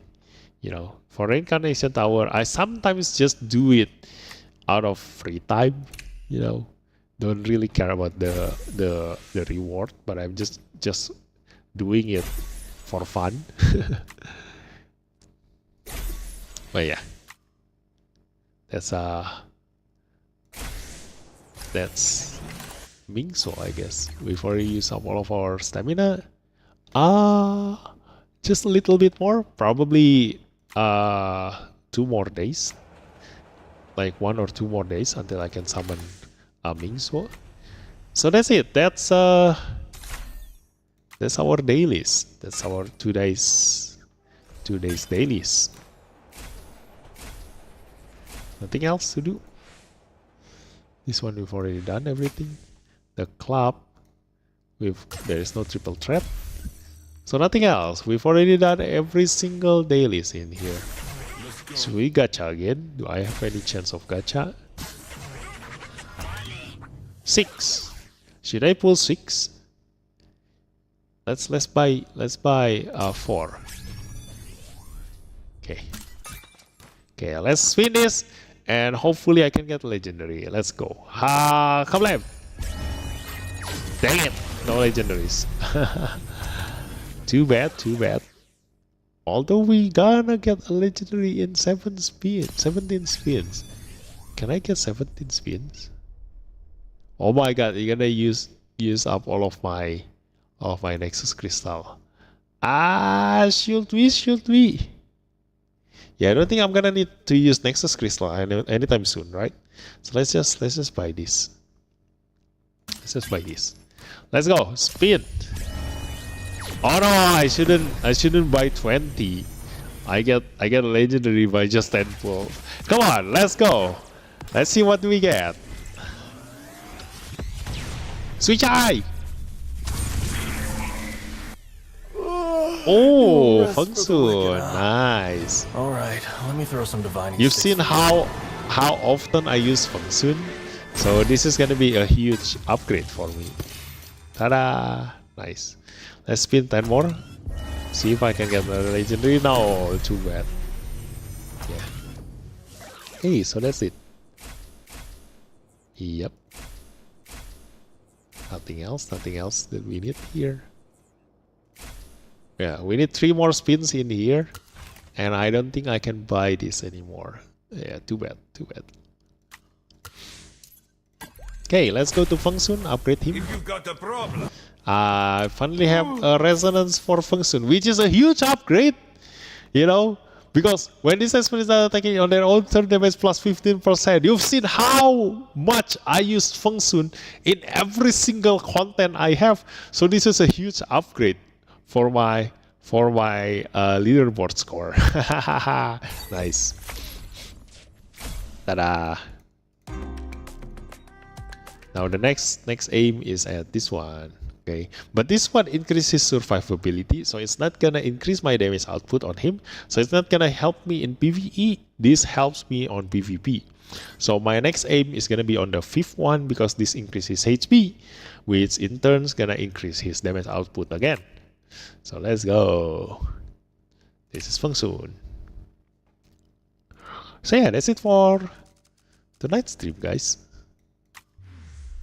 Yeah, so hope you guys enjoy it. If you do have any questions about Sui Zai or anything, feel free to put in the comment down below after this video stops, and I'll see you in the next episode. I'm just gonna pull Swanpin on my own time, so I'm probably not gonna do this on live, but I'm gonna have Swanpin, and then I'm gonna change all of my lineup, and after I min-maxing everything, then I will do a live session again and showcase you my lineup later. Yeah, so again, thanks for watching, and I'll see you next time. Bye bye. I can't wait to see what you will do with XP. Yeah, definitely in the PvP you will see me make use of Swanpin paired up with Mingsu later in PvP. Hopefully I can do that, because we have a limited 5 Esper to bring, so I don't know if I can squeeze a Swanpin in there. But yeah, bye bye.